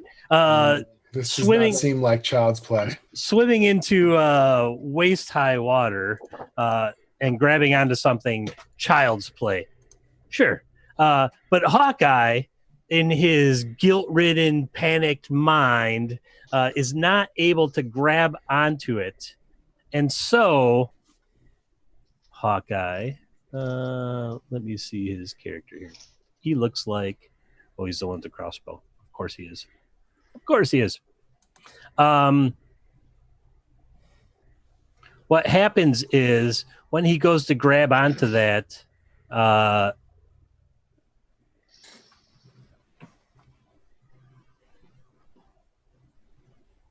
tentacles come up and grab him, Okay. Ooh. and he needs to make me. Hawkeye needs to make a. Hawkeye needs to make a strength check. Okay. Don't worry, I'll screw it up. That's good. Oh, yeah. It makes for better story. Oh yeah. Perfect. Excellent. So Hawkeye's like, yeah, I'm gonna grab onto that thing too, and then doesn't and goes glub glub glub. Just Floating as, off into the nothing. Just I'll as never let go, Jack. I'll never let go. That's right. tentacles pull him under, and he and the tentacles disappear into the water. Glub glub glub. Well, all right then. One Yeah. down, 2 to go. And that was Hawkeye. That was Hawkeye. Yep. All right. I'm going to remove him from your editing. He was never there. Don't say his name. I That's don't right. miss him at all. I don't even remember him. All right. That's cool. It opens up a mechanic that I built into the adventure. No. Don't say Say that. his name. When the writer of the adventure says, cool, everyone is like, shh. That's right. Yeah. This is the great part that I get to use all these tables. You're like, oh, Jesus. All right. Do I have to It looks to me like, Jake, you have just one character left, like up on the boat there. Yeah. All right. And that is That is the kid. That's the Yep. kid. The kid survived so far. Can I make a request of the kid? Is it possible for him to go up there and try and kick the wheel off and like ride that? There you go. Like surf it in. Like That'd be amazing. Like he's this little kid with a mop, and he's like the most badass one of all of us. He's just like he's just like He's just, paddling himself. I washed ashore aboard the One captain. foot in a bucket, soap like under an armpit. All right, Jake, what do you want the kid to do? Oh, geez. I think I'll go for some debris and try to make my way out without getting tentacled. Okay. Yeah, there's a bunch of debris that you can kind of swim for in the water. I don't really have a bunch of more icons for it. You can aim for like that mast. Like that mast that had the sail on it has kind of broken into pieces and is floating towards the front of the ship now. All right. How much movement do these squares represent? We're not really in Or are we combat, doing more so- narrative speed here? Yeah. Whatever gets you to the point where you need to roll something and live or die. That sounds good. All Whatever right, so gets he'll you go close for to a the broken square. piece of mast. All right. Dives into the water, and swimming would be strength, but you're kind of scrabbling onto something, so I want an agility check. All right, here we go. Geez, I don't know. Would this be untrained? Considering For the kid, it's untrained. he's just some guy. He's gangly and not quite grown into his body yet. Yeah. But he does manage to grab onto it. Like he flails like this swimming. Like, "Ah!" And then suddenly both hands hit something and he grabs onto it and he's like All right. because he's so young he hadn't learned to swim yet. Perfect. Perfect job for manages- you, kid. Manages to get onto. When I was in the U.S. Navy, I did not know how to swim, and they made us jump into a thing with like then take our dungarees off and blow them up and use it as a flotation. No. You don't have to be trained in swimming to be in the Navy. Moral of the story. All I right. wonder how many of the people locked below were trained in swimming. I'm gonna. No, we'll take that with us. That's fine. All right. You all start making your way away from the ship, and you realize you're not the only things in the water right now.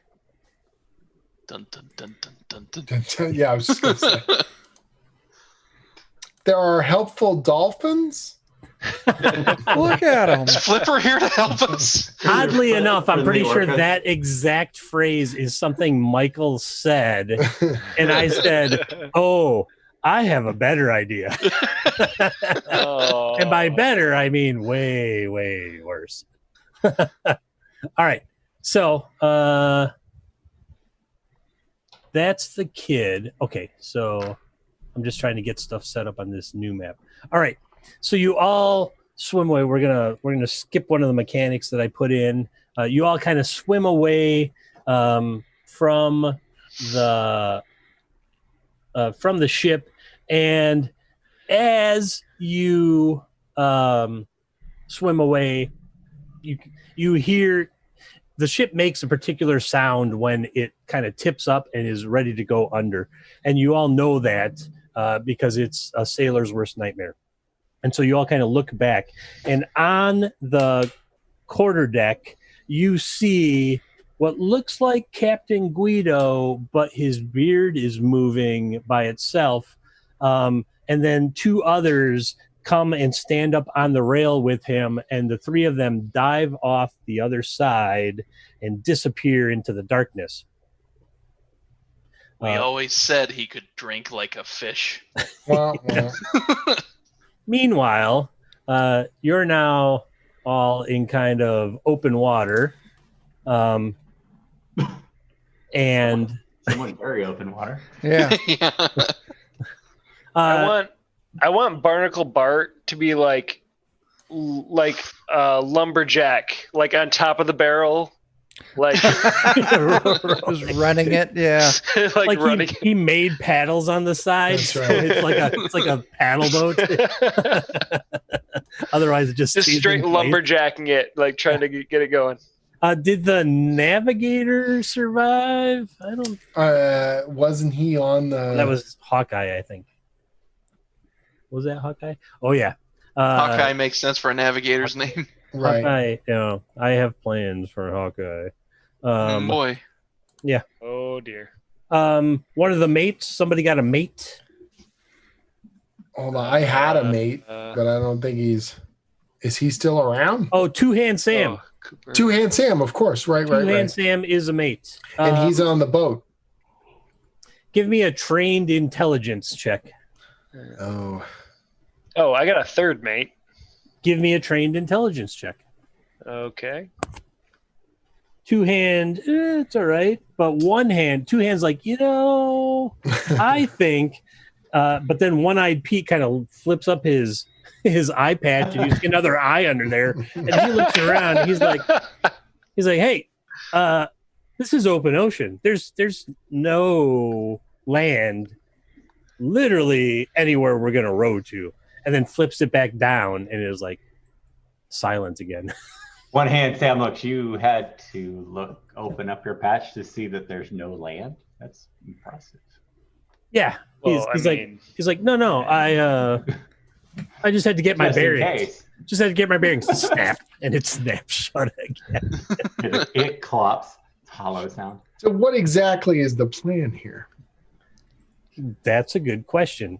Die of thirst in the middle of the ocean. There's a paragraph written into the adventure that says specifically, dying of thirst in the middle of the ocean is no fun, and therefore something else has to happen. I'm glad that came up because that's one of those things where, even if you're reading it before you run it, you're going to be like, oh, that's terrible. And you're like, oh, they're not going to die right there. Okay. Do we know how far we were from our next port? Yeah. 7 days. 100 miles. There's not supposed to be any island or anything for 100 miles. It is almost 11. So what we'll do is we'll progress onto the next kind of piece. There are some sea creatures that you could interact with, but we're going to move on to this little mini hex crawl kind of thing here, where you should see the boat kind of making its way up onto shore. And it's a curious shore because A, there's not supposed to be any island here at all. And B, this beach is made of a black sand that glistens in the darkness. And it was night, but you see like a snow falling, even though it's too warm for snow at this latitude, and you're not really sure what is going on. There's not supposed to be any islands in this area, and specifically it says dying from starvation and dehydration are not at all entertaining in an adventure. I feel your pain. Yeah. So Teetotal and Tess definitely thinks the situation is fucked up. Yeah, there's mist surrounding everything. You saw a couple little bits of land. The sea is totally calm. Everything is cast in a gray light, washing the color out of everything. And the boat just kind of grinds up onto this black sand beach. This is fine. Everything's fine. Is there a pantsless Norman Reedus just chilling out here by any chance? And around the beach, rocks kind of jut upward, leaning out towards the sea, kind of looming over the beach that you have all kind of rolled up on. Well, at least we're not on the boat anymore. Positive Die at steps. sea. Nice silver lining, yeah. Yeah. That's right. Okay. Do any of us know anything about mythical either or mythical giant sea creatures or volcanoes? I bet Elton does because he's a musician. I was going to Ooh, say teetotal bard. and Probably Tess. sung more than a few He's songs. totally Sure. a bard. Storyteller, yeah. I have all the skills. The musicians can make. I'll give them personality. No, I'll give them trained intelligence checks. All As a right. matter of fact, Teetotal and Status Tess. strength. We could do that. Hey, look at that. All right. Oh no, teetotal and Tess doesn't know That- shit. Wow. Oh Yeah. gosh. Oh, it's like Both Dan of is you. right here with Bard us. Not good. He's a both of strength you are bard. so disgusted with Oh, how that's so waterlogged bad. your instruments are that Oh, you man. cannot literally focus. People are asking you questions about, is there an island out here? Is there supposed to be? What is going on? And you're just like, Do you know any songs about weird sand? Is this the time for Fiddle. songs? my fiddle and my pipes. And, oh yeah, there's songs. I forgot songs and there's sound. Oh, Oh Look at no. Oh gosh. I get out my nipperkin and take a drink. I suggest heading for high ground just to see what we see. Sure. yeah, let's do it. Scout around. Yeah, from where the boat has landed, you see that there's a couple places that you might try to climb up in between these rocks to get a better vantage point of where you are. Let's do it. Do it. All right. Yeah. Who wrote that? That's amazing. All right. I'm not going to make you roll to climb. What I'm going to do is reveal the island to you in one fell swoop. Oh And, shit, uh, it's Mordor. Yeah. Looks safe. Totally you safe. Stand on the precipice of what looks like an enormous crater, and you kind of look back at the sea, and then you look at the crater, and you look back at the sea, and you look at the crater, and you realize that the floor of the crater is some 50 or 60 feet below sea level, and that's just not right. Ooh. Well, all the rocks that you can see on the ridge are jutting out away from the center, and there seems to be some large structure in the middle of this island that shouldn't exist. Teetotal and Tess would chime in like, I have a song exactly about this particular situation we're in right now. The name of that song is "We're Fucked." And the lyrics match. Oh, I prefer to starve to death. We're fucked. We're fucked. So Everyone like, starts to hit in the chorus. Yeah. Right? the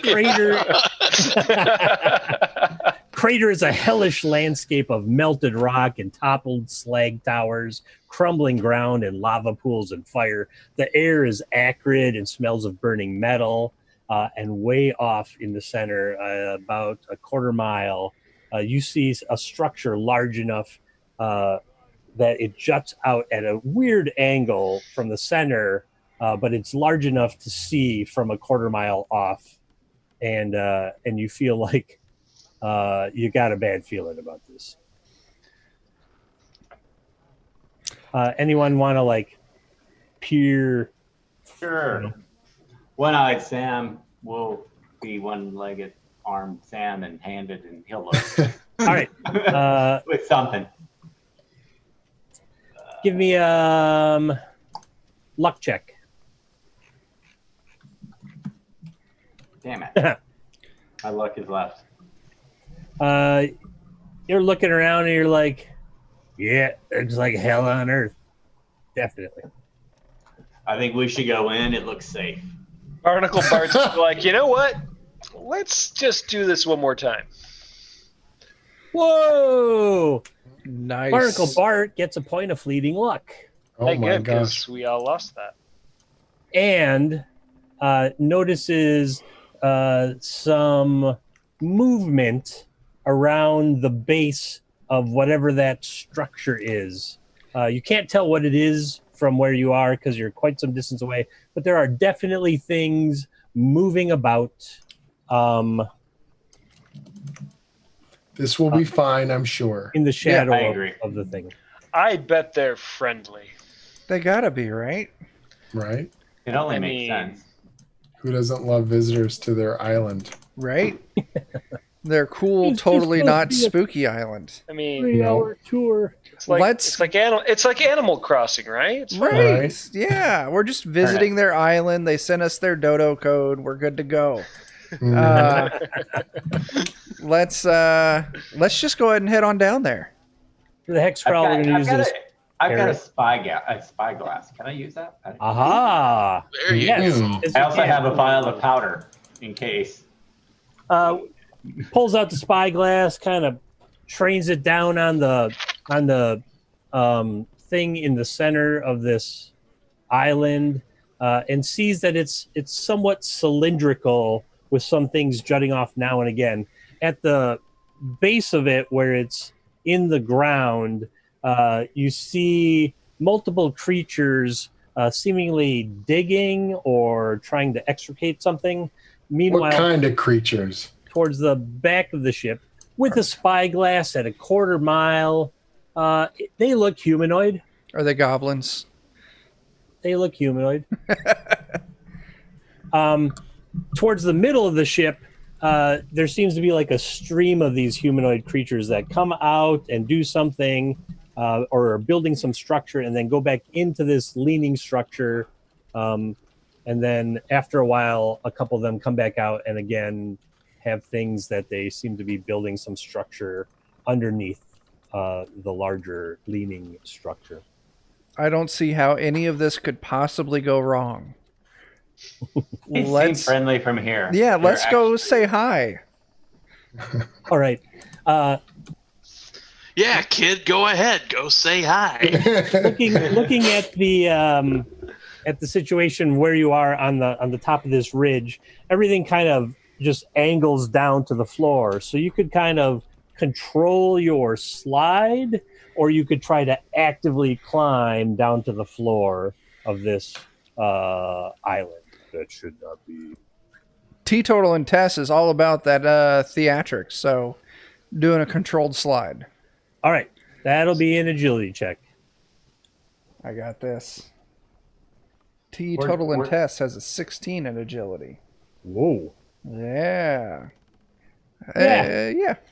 It's not super pretty. She manages to just kind of slide down. Every once in a while has to like lean back and push herself back up, but gets all the way down to the problem or without a problem, and kind of is like, yeah, see, told you I could do it. Oh, Tess is like, oh, that's so easy. I can do that. I would also like to point out that Teetotal and Tess on this way down is playing Flight of the Conchords on her fiddle. All the strings are bent and warped, so it's all like. Eldon's going to try to do the melody and also go down in a similar manner. All right. Hey. And since Elton did it, one hand Sam's going to do it until two hand Sam. Get your ass moving. Yeah. So Barnacle Bart, Elton. Barnacle just Bart ate and shit. Elton kind of make it look good. One hand Sam He Kinda- listed. gets a little too heavy forward and starts tumbling. And we'll see if. Ooh. Oh, One hand Sam cracks their head on a rock at the bottom, Oh no. probably breaks their neck. Well, he has one hit point. So Oh, yeah. Definitely he breaks. He broke Uh, something. F in Aim the for chat. Sam to Everything. break your fall, everybody. It's all, Yeah. everything that Sam had is broken. All right. Well, now it's easier to do my screens. Oh no. You were just like, one of them has to die. Right? Down. Gotta cut I've only down got one the spreadsheet, cast. or I've only got one character sheet now, so I'm good. That's right. One-Eyed Pete says, "Sam, no!" And Two-hand does Sam's exactly obviously the pretty same. distraught. Oh, what? When I When Pete's following Sam. Halfway down, Yeah. lifts up his patch and is like, "Oh, this was a bad idea. Maybe I'm gonna survive." No. Oh. No, you're not. All right, bye. See ya. Tries to lean back when he puts up his eye patch to see what's going on, and falls backwards and hits his head, and then his body just rolls down like 50 feet of hard stone. Lands into a big pile of magma and just. Yeah. Melts. The last thing you see is like flesh melting off the skull, Oh. like in With the- a thumbs up as I go under. I was still holding the eye patch. Still holding the eye patch. I had 2 eyes all alone. All right. One-eyed Pete is now no-eyed Pete. How many characters are left? I got one. I got one. I got 3. Oh. What? Ooh. Well, that I has don't to think change. that'll keep going after this. Yeah. All right, so teetotaling Tess. Yeah. Wait, who died, Mirko or Two Hand? Or are they both alive, Jim? What? I One think they're- hand. No, one hand's dead. Yeah. So Jim's got 2. Yeah. And then Matt, you have. Oh, Elton just died, right? No, Elton's good. No, Elton's Elton's fine. good. And Gunny. Gunny died a while ago. Gunny died on the ship. We don't even talk we don't about talk it. about it. Gunny We don't died- talk about Gunny. Gunny was a casualty of a tankard mishap. Oh yeah. So we're at what? 8 out of The 15. unluckiest. The really intricate. Yeah, the really intricate death. Oh man, that was easy. All right, What's that? Barnacle Bart, Elton, Two-Handed Mirko. Jake's got all 3. Chuck's at teetotaling Tess, which is the one that of the 3 that should have survived because she's sober. Yeah. All right. Jake. The kid's not gonna slide down. He's gonna try and climb down. All right. That'll be a strength check, untrained. Oh boy. Oh boy. Oh, Oh man. boy. He was making it look good, and he's like, "Hey, I found a way down." And he did indeed find a way down. By gravity. Oh. Is that Yeah, lethal? Doug's like, yeah, well, you sure did, kid. And then he goes to slide down. Just and gravity just barely managed to kill him. Jeez. Just barely managed to kill him. Harsh. Oh man. Tell my mama. I Rip. think he's gonna say hater. Yeah, I know who she is. I'll tell her. Yeah. 50-50 shot. So Doug's gonna try to slide down after seeing that. All right.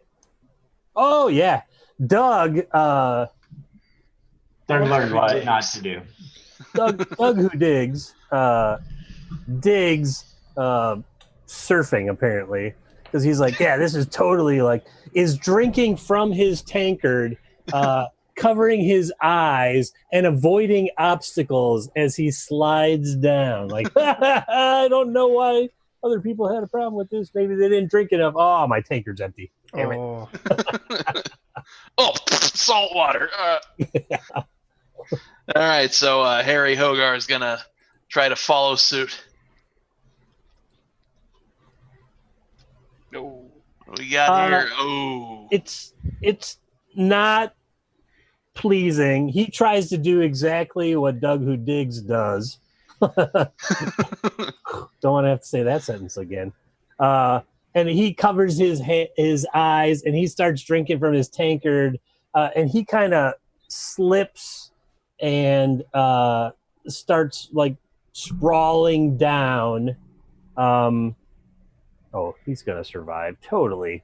And he does. He takes 2 points of damage, and he gets to the bottom, and he's kind of like broken up, and he's literally like, "Oh, that was salt water." He was right. That's what threw him off his game. So he takes 2 points of damage, but he manages to make it to the bottom alive. Oh, all right. Everybody makes it to the bottom, one way or another. Somehow. Alive or dead. Yeah. And so you figure sliding down there has put you like a third of the way to the center of this crater, of this island crater. You're not sure what it is.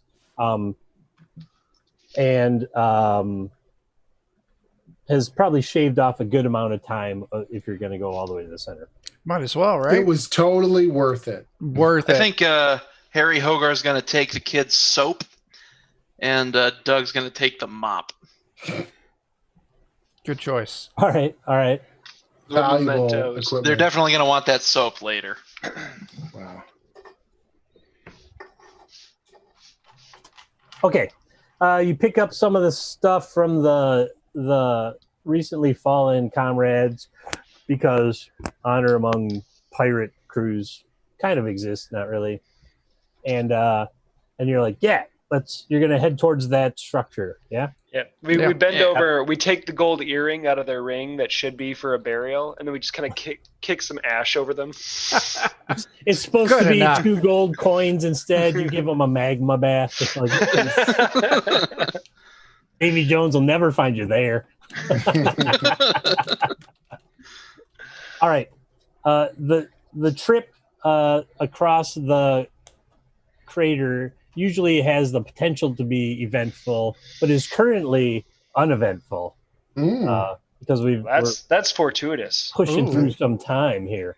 And when you get closer, you see that whatever the object is, whatever the structure is, seems to not be part of the island. So it kind of seems to have crashed into this island that doesn't exist, which would make sense. As if your navigator were still here, he would definitely say, we might have crashed into this thing too, because this thing's not supposed to actually be here.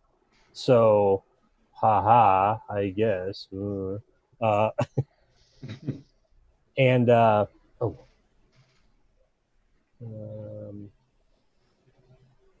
Just trying to get this thing set up. That goes to there.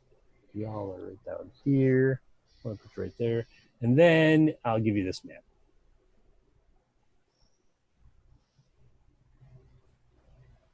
All right. So you're all down in the lower part of this map. You see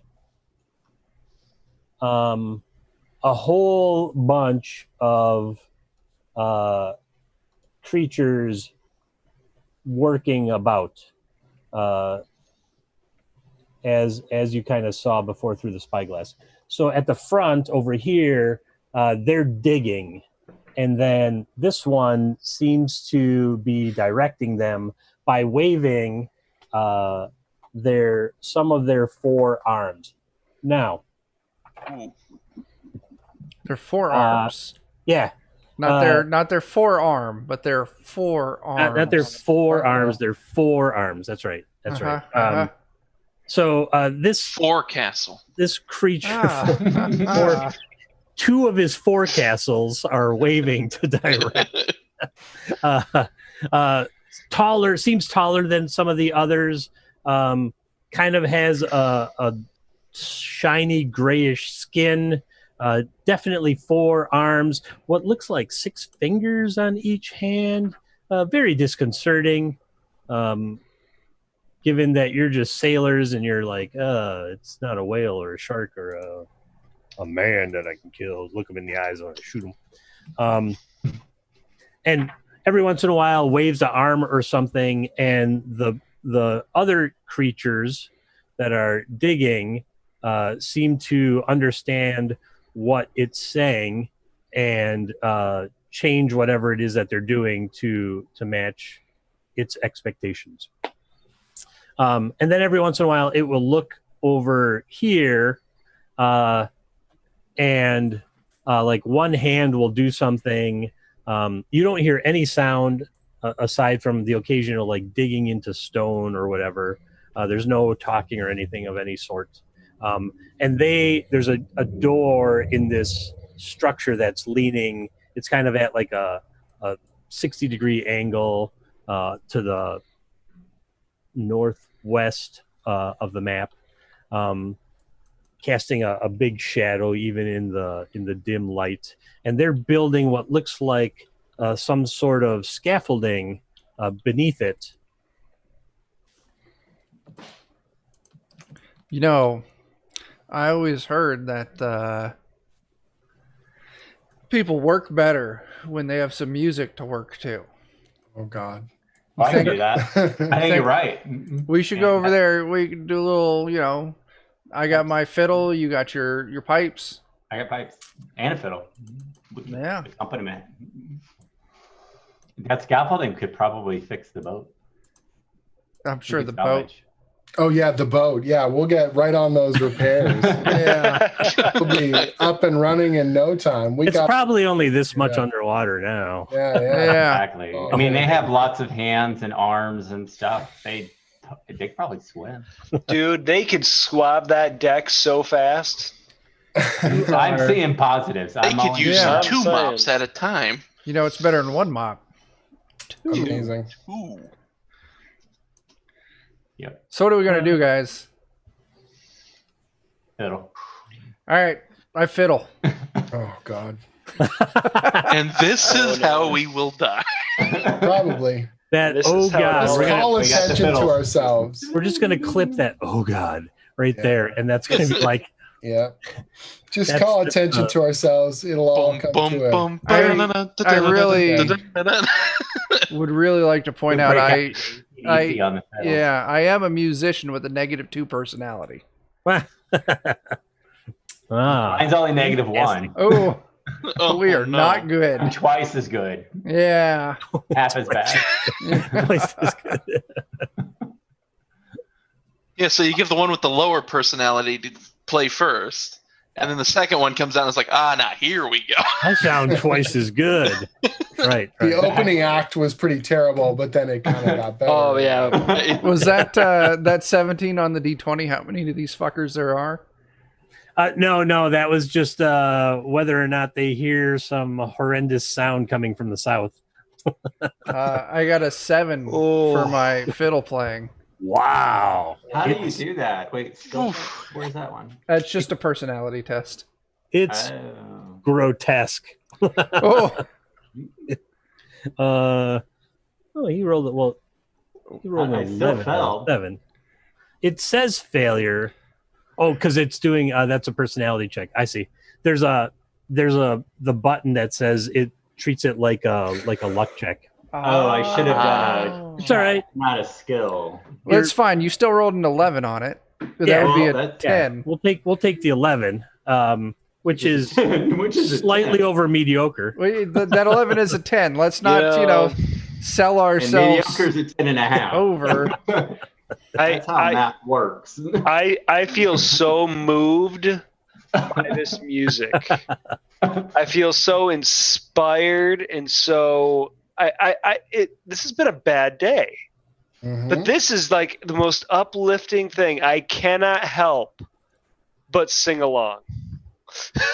There you go. Oh, good. Why not? You know what? Screw it. If we're going to deaths, we're going.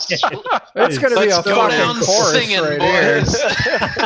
So we're all just going to sing sea shanties? It's the worst, most off-key, terrible song. We don't know the words. Like, what do you do with a drunken sailor? I'm not really sure. I feel like the drunken sailor. All for me grog. They're singing. Wow.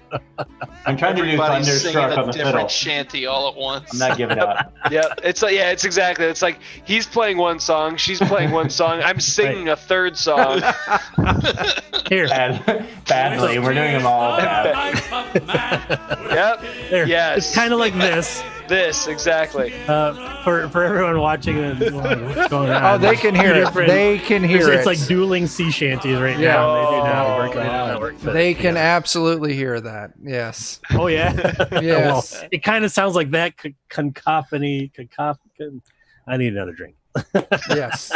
Disaster. It sounds like that disaster. Oh man. Forecastle. It sounds like that forecastle. Sounds like It that does. It forecastle. does. I feel like this is forecastling some disaster. Yes. Amazing. So All right. did they like our music? The really tall, four-armed, that's four-armed, not four-armed, six-fingered per hand. Creature turns, and when he turns and looks, he has this pointed, hard helmet on with big eyes, and his beard kind of waves of its own volition. You met our captain. You guys And, would have so much in common. And it just kind of looks at you, and then they rush you. Oh, we All right, weren't then. that bad. Rude. We were pretty bad. Oh no! See, I know what the problem was. I played now. twice as hard. And then I start saying, It's gonna work. but I changed my voice and Yes. I say,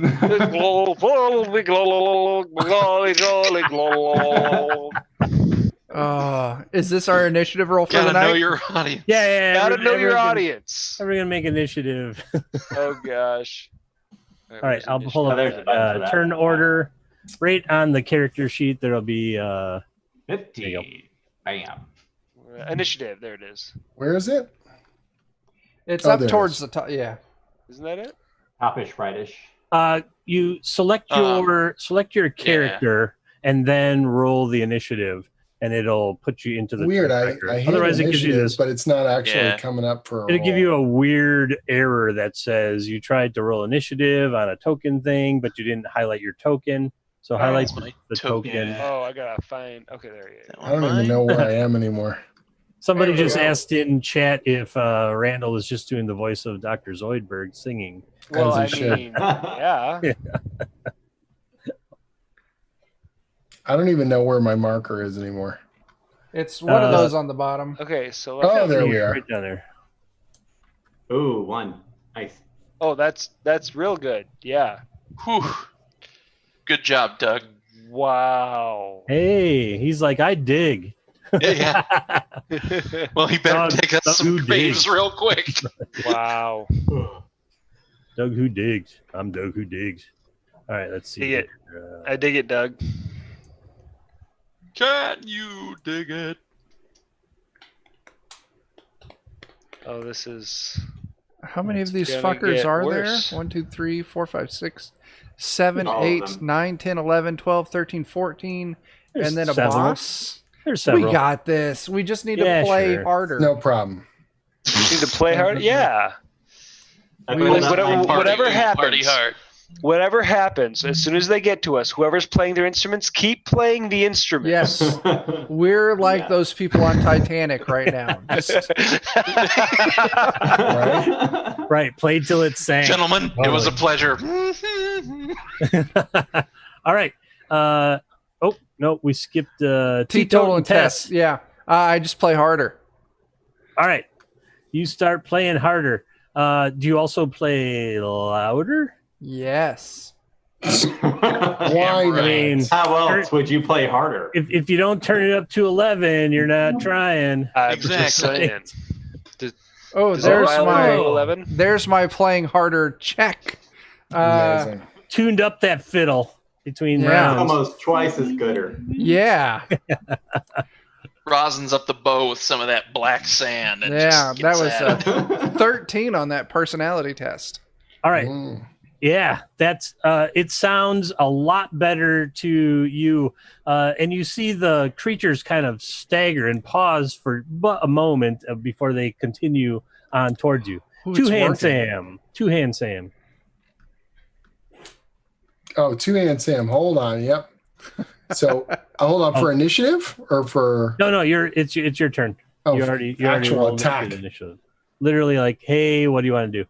I mean, I've got 2 daggers, and I'm trying to make sure we don't die here, or I don't die momentarily. By Crom, and he kills everything. By Crom, that's right. If I look, you guys are like 50 to 60 feet away from them right now. Yeah, 50 to them and 60 to them. So you have a moment to either like come up with some kind of strategy. Well, I'm in the middle of a crater with nothing to hide behind except for my fellow shipmates who are singing and. Right. Your strategy is not freak out. Yeah, my strategy is noted. Relatively straightforward. It's just gonna hold the line as best I can, I guess. All right. We'll pop down to who's that? Right there. Oh, I'm on the wrong thing. Right there. That is Elton. MC Elton. McElton. McElton. I will play that fiddle. Nick Elton. Play that fiddle like a piano. Hell yeah, I did. I played it harder, louder, better. Wow. Yeah. All right. All of a sudden, it's the devil went down to Georgia part. That is exactly what happened. And this one starts wandering off in this direction. This one I did that. You did that. Down. It's the power of music. They clearly don't know like what the heck is going on. As a matter of fact, he heads back for that door and disappears into it. And then this one, they had started moving towards you, but then he veers off that way. This one stumbles into the hole and disappears. These two start fighting. Holy shit! Did we actually I level succeed? up, I think. This one of them slays the other one. What? He goes walking up to the leader. He disappears on the other side of the thing. They seem to be in like absolute chaos. They don't know exactly what the heck is going on. Those were good lyrics. That's what we're trying to say. Yeah. Right. Hells yeah. Mirko the Axe. Mirko is, I mean, again, we're all kind of bunched together. These guys are attacking. Things are happening without us. You know what I mean? Like, Mirko's just sort of kind of going to hold back and see how this plays out. Yeah, they all seem to be, you're not sure. You're like, what? All right. After Mirko, we got, who's that down there? Who's that? Barnacle Bart. Barnacle Bart, Randall. Yeah, I'm kind of on the same page. We're seeing that they're just kind of going crazy and doing their own thing. So I'm gonna just kind of come over here and just kind of hang back and watch, see what happens. Do I dare try and sing along again? Yes. Yeah, Absolutely. I mean, I got Fortune to. favors the bold. I think, or kills the stupid. It's something like that. I'm guessing this is untrained, right? Yes. For me. Ooh. Ooh. That is astounding. You know what that is? You know what it is? That is, that's Jim Carrey saying, "Hey, want to hear the most annoying sound in the world?" That's what that is. Mm-hmm. And everyone around him agrees. You're all like, oh, how can you be so loud? Wow. Like that. Wow, Bart. Ugh. Doug who digs. Doug who digs. He is an able-bodied sailor. He knows that it's bad luck to whistle at sea, so he's going to come up ahead of everybody, put his fingers together, and just whistle as sharply as he can. All right. Yeah. Harry Hogar will step forward and point his finger menacingly at all the four-armed folk. Oh, Lord. Give him like the wrestling shake, like. Yeah, it's like, you all know what this is. You all know what we're doing. Run. It's the monkey in the closet from Family Guy. Just Jake, evil monkey. Just, you really should have made this character Macho Man. Oh. Macho Man Harry Hogar. There we go. That's it. Oh yeah. Oh yeah. All right. Hollywood Harry Hogar. Hollywood Harry Hogar. Yep. Diamond Doug Who Digs.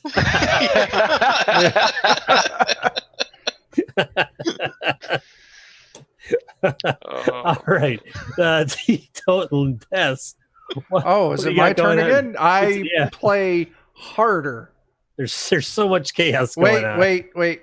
I move. Which one's mine? You I found are that one. I move.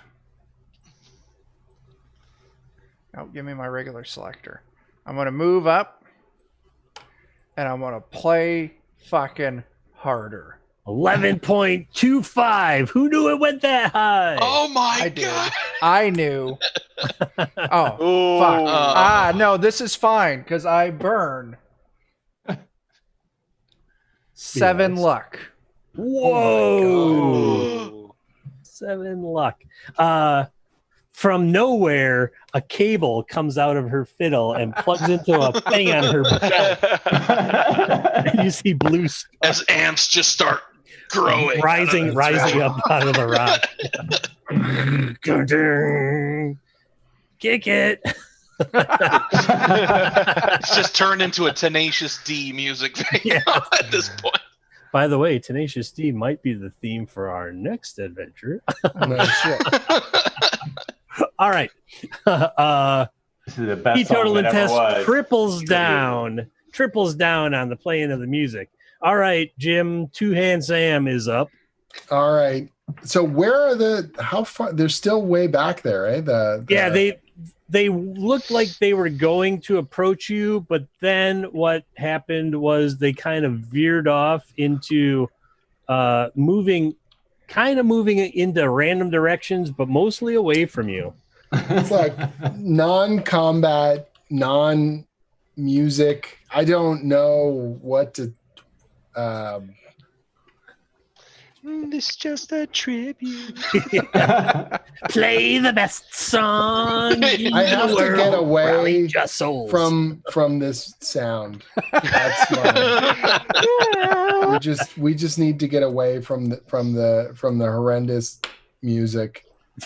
I'm All just right. charging. Hell is other people. Teetotal and Tess here is playing the music loudest Oh currently. God! So how do I get? You Let the tentacles take me at this point. It's just like you could go like that. John direction. Belushi, Animal House, just take it. And, There you go. yeah, just fucking Good. Like make the pain stop. you two are kind of bewildered by the sound. I am bewildered by the sound. And you're running, right? Yes. So you can literally like get up to right or there, or there, wherever Good you want. Lord. Hold on one sec. Just trying to pan the thing. It's not working. Oh, Oh, there we yeah. go. This map's a little on the large side. Still Okay. working out like what's the best size. Hey So everybody. how far can I go? You can get I want to get a better look at these freaks. right up to either one of these two on the Great. right hand side. Let's Or- get in. Let's get you into go. it. Sure. Man, you get all the way up right next to it, and do I have a handout for that? Do you? I do not, but I can do this. You get right up next to it, and you're like, "What is that?" And it kind of looks like that. Oh, Oh, glorious. Holy crap! oh my god. And on top of that, that particular one seems a little bit on the familiar side. And Oh, you swear, Is that the fucking that- captain? no. It sure looks like Hawkeye Hansen with a oh my squid for a head. gosh. What the fuck? Well, then I definitely got to put him down because he cheated at cards anyway. So. All right, I'll attack him. I saw that fifth ace, you son of That's a bitch. Well, you bolted up there, and so like you did like your double move to get all the way up there, and then you kind of skid to a halt, and you're like, "Oh my god, Hanson, Hawkeye, what happened to your head?" Right. All right, we are down to Mick Elton. And Mick Elton? Mick Turning it up to 12, maybe. Oh, Ooh. Why not? It's the only thing he knows how to do. it is like a duel. Oh, Oh my god. Takes it up another Holy notch. cow. All right. Somehow his fiddle gets louder than teetotaling Tess's fiddle. And like the rocks, it's like Dragon Ball Z where the little rocks on the ground are sort of like vibrate a little bit from all the harmonics battling back and forth between the two musicians. I told you I should have been first watch musician. This is what it means to play even further beyond. Cool. Yeah. You all start hearing color or hearing sound as color. It's You amazing. hear colors. Whoa. You hear And you colors. see Purple's my favorite, man. Man. skills. And this one's head explodes in a pile of goo. Oh, And this one's head explodes in a pile of goo. This one goes running up to the thing and starts bashing its head against it. This one runs off into the fire and immolates itself. What the fuck? This one sits down and just like goes totally limp. And you swear that you see its squid head separate from its humanoid body. All right. And then the one that Two Hand Sam had run up to, and it was like, Hanson? It turns and it looks at Two Hand Sam. mm-hmm. And it draws forth this 3-foot long shiny metal cylinder that's about 2 inches in diameter, and pokes Two Hand Sam with it. Okay. Successfully, I assume. Successfully rolled a. Oh, it didn't. Why didn't it roll? Oh, because I got to do that and that and that. Oh my God, there's a lot of. God damn. Oh, it probably missed it. AC 8. AC 8 on Two Hand Sam. Yeah. I have an armor class 10. Yep. Nice. You kind of leap back a little bit as blue sparks kind of shoot up forth a little bit, and you're sure that if it had been in contact with you when those blue sparks shot forth, it would have been really bad for you. All right. All right, but that's that one. This one runs in a random direction, which is 6. 1, 2, 3, 4, 5, 6. Oh, this kind of comes streaking that way. When it gets right up in front of you, you see that it is in fact a hard carapace squid body. The tentacles are flailing around like it's in pain, and the body seems to be trying to run away from its head. Like the hands of the humanoid body are pushing on the bottom of the carapace, trying to rip its own head off. These are and just real terrible hats. Stops just right in front of who's that? Stops right in front of Diamond Doug Who Digs. And Hollywood Hogar. All right. So and now it's Mirko the Axe's turn. All right. So Mirko the Axe. So probably heard Two Hand Sam screaming about Hawkeye. Gonna try and back him up but that means moving over there. So I'm going to spend the round just probably traveling over there, right? So you can move 30, so like 6 squares. 1, 2, 3. So like there. Yeah, otherwise you could run all the way up. I guess I'll run all the way up and then attack next round. Okay. Okay. All right, and then next up is, I believe that's Diamond Doug Who Digs.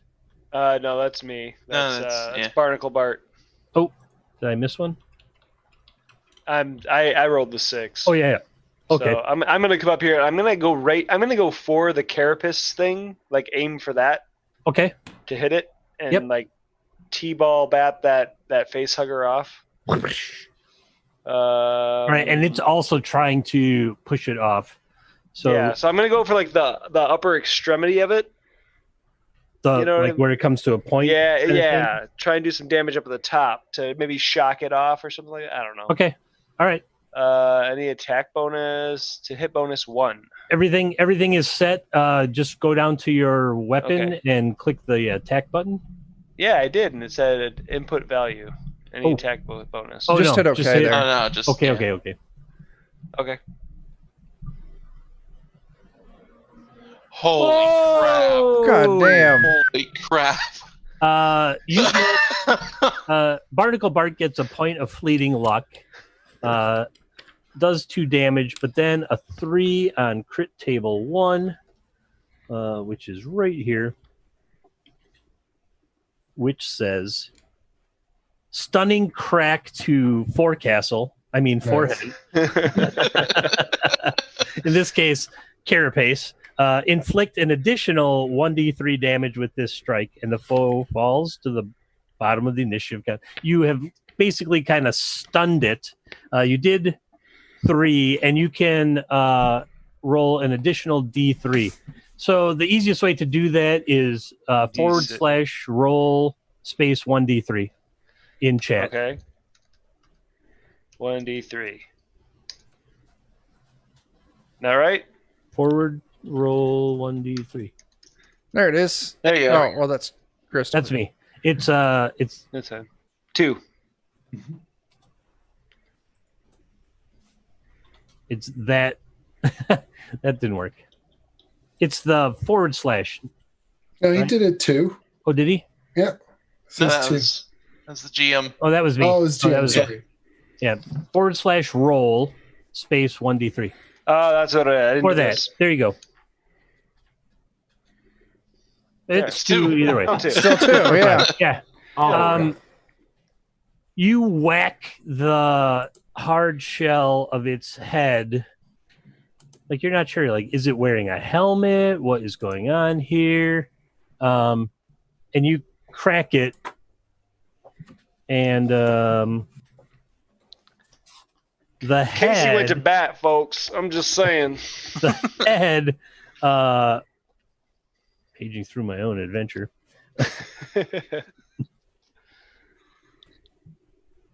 Yeah, you did enough damage to it that there's like this membrane that goes around the neck of the humanoid that came loose, and you managed to give the humanoid thing the ability to push it off.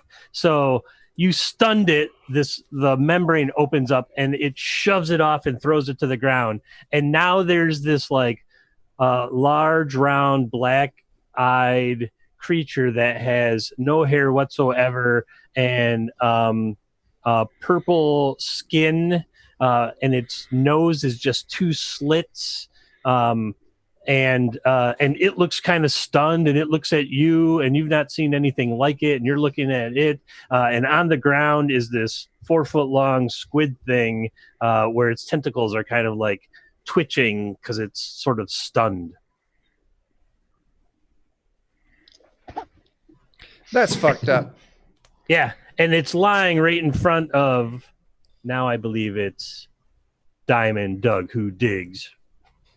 Diamond Doug Who Digs is going to take his mop and try to crash it down on the carapace squid monster. Sure. Go ahead and attack. Bring up that character sheet. Come on. Getting a It's little bit kind of of lag here. stunned. Yeah. It's stunned, so you'll probably get a +2 because it wasn't expected to be ripped off of and thrown onto the ground. Alrighty. 2. Submit.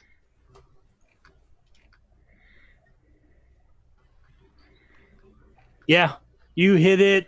The mop goes into the membrane, and something on the mop, as it goes like kind of inside the carapace into the membrane, whatever you had last dipped the mop into, which we don't recall. Oh, it might have been Captain Guido. Seems to like affect the thing, and all the tentacles go rigid and shake, and then just kind of slump to the ground. Nice. Let's see. Where's the leader at? The big scary one. Let me It's the zoom out inverse from the map inverse here. one right there. Way up There we go. there. Oh Yeah. God, I'm having a hard time controlling the map now. I've been having a hard time controlling the map for the last 2 sessions I played in it, I think. I don't know if the maps are too large but yeah, you can move up some if you want. You just like stuck a 2, 3, 4, 5, 6. Hollywood Hogar is gonna run up beside Tess and then point out at the leader like, "You!" Nice. All right. Teetotal and Tess. Oh my gosh. Well, I definitely can appreciate how much my playing has turned the field here, which just leads me to believe that stopping is not an option. All right. So I'm going to move up closer, and I'm going to play even harder. Oh, Michael reminds me we should take like a piss break. I think he reminded me like 15 minutes ago, and I forgot. I was going to do it at the top of this round, which is teetotaling Tess. So Chuck will do this one, and then I'll take like a go relieve ourselves or refill ourselves, one or the other. I got a 0. All right, I see that. Oh yeah, Okay, all right. We'll wrap this up real quick. Okay, you got a 0. Wow, I have a -2. I rolled a 2. Oh my God. Did you accidentally eat your fiddle? Yeah, I might have. It's that one. It's that one video of that girl playing the violin and the bowstring just. Yeah. The creatures fall off of the structure and their heads explode. I did bad real good. Yeah. Hampton falls down. The eyes on the carapace explode outward into purple green goo. And at this point, and this one's dead too. At this point, it's literally just all of you and exploded squid head humanoid creatures littering the field. Well, I'm certainly going to be a bard now, even if I do have I think it's required. Yeah. This It was is amazing. time for an occupation change, clearly. 7 personality and my best score strength. Right? Yeah. All right. You just play with Music is the power. way. Yes. Percussion. You have basically eradicated all of the enemies outside of this structure, or what may have been enemies or friends. I don't know. There's a door right there, and there's a huge gaping hole in the front of it right there. So you can go in either one if you wish. Well, obviously the hole's the best place to go. With that statement, yeah. Charge. Yep. Playing all the way. I haven't stopped. Just gonna do that and this, because then I can copy. Oh, I missed one. 6. Copy here. Paste. 7. Oh, yeah. and then drag the players over to here. All right. Cool. Is this a fucking spaceship? Oh my god. You see a large structure. You see a large structure, and since there's nothing obscuring your view, you can see that the front part that's buried seems to be a massive internal room with shiny metal things you've never seen before, and other shiny metal things that you've never seen before. I go look because it's shiny. Might Yeah. as well investigate. Right. Why would we not? This area is damaged from the crash and partly buried. There are no raiders because they've all been dead. There are some large metal structures that you can kind of see into, which resemble metal birds. And then, other than that, what looks like a door maybe right here. Right here. Okay. Yeah, we're gonna open that. We got to. And obviously, there's only one way to open that door, and that's With through the music. power of music. Exactly. Here, here we can do it. Yes. And since Chuck, you're going to play some music, roll me. That's 3 in a row.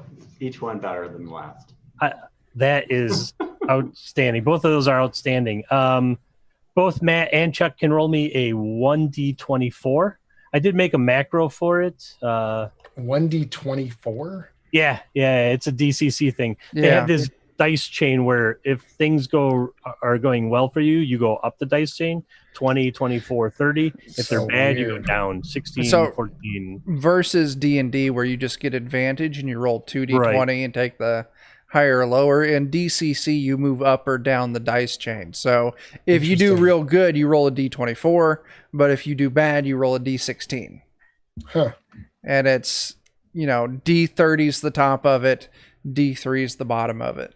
D24, D30, which likes to roll forever.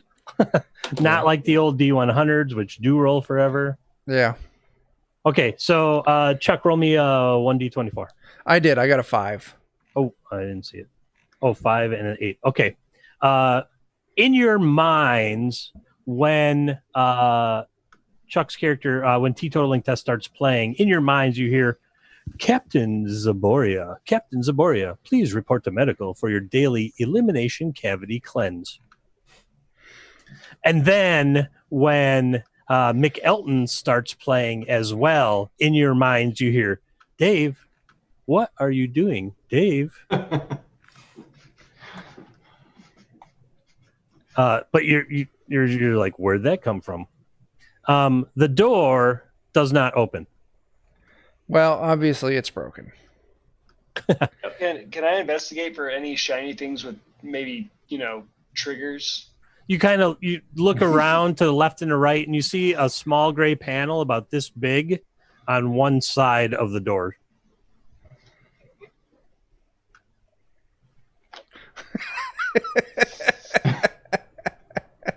Buttons, anything?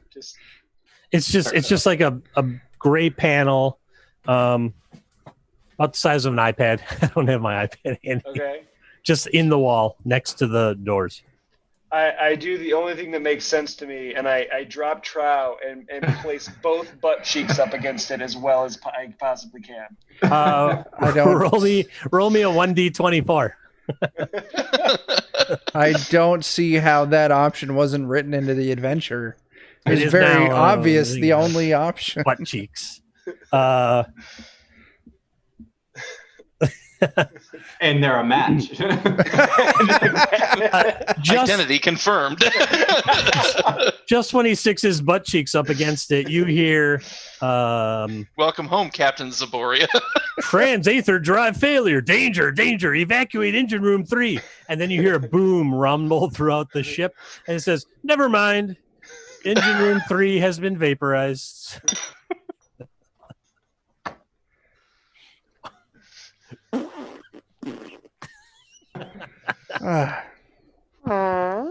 Yes. All right. All right, maybe it's your cheeks.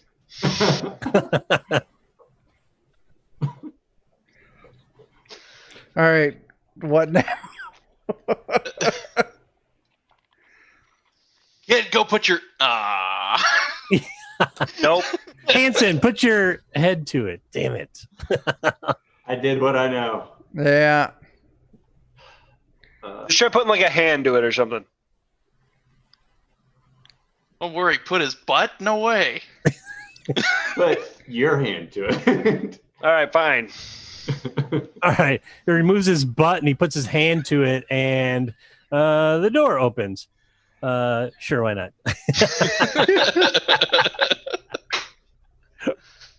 Anytime I get to use that random telepathic voice thing in your head, this really long corridor opens up. All kinds of doors and mechanisms and stuff that you have never seen. Everything is like the floors are like a shiny black flat substance that no amount of mopping would ever get that shiny or flat. The walls are these one-piece things, not planks bolted to a frame or anything like that. It's all really quite befuddling. We got to charge forth. Something has to happen. I'm losing my mind here. Yeah. I'm gonna see how slick the floor is. Well, I'm just going to go Just forward. run and slide. Yeah. See how this goes. Like risky business style, just to see how far I go. Well, you've already got your pants off. So you Exactly. See? That music starts playing, but in your minds you hear, as an old friend of mine was once quite fond of saying, this does not compute.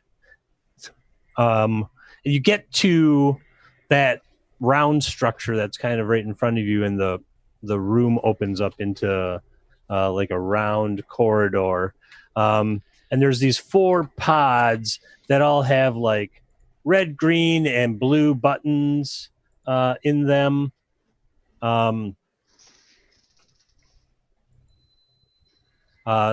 With arrows that seem to go like up or down or sideways. Red.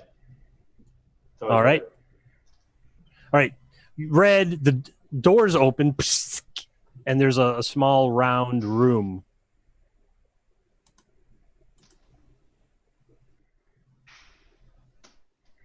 I'm not seeing it on the map yet. Hold on. Or is this the room in the middle here? This one right here. With the 4. This thing right here. Okay. There are 4 lights. We're already in. Okay. Well, we'll step into it. What's the worst that can happen? Right. I get on top of that nice little circle. It looks like there looks like a reason it's there. They zip you up to another small hallway. You kind of feel your stomach drop out from beneath you, and you're like, ooh. It's like when the ship hits the crest of a wave and sinks, and you're still standing there, and then you move, and then your stomach moves. And you find yourselves in this hallway up above.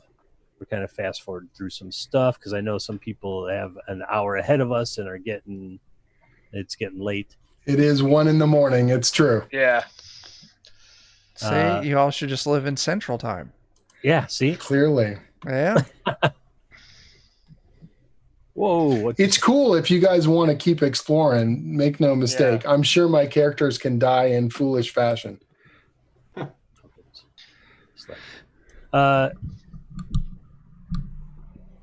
Oops. Oh. Yep. That was like the whole shifts reality. That's right. That was And our heads blow up. absolutely not an error of usage of the program on my part. That's what it looks like when time and space fold around you. All right.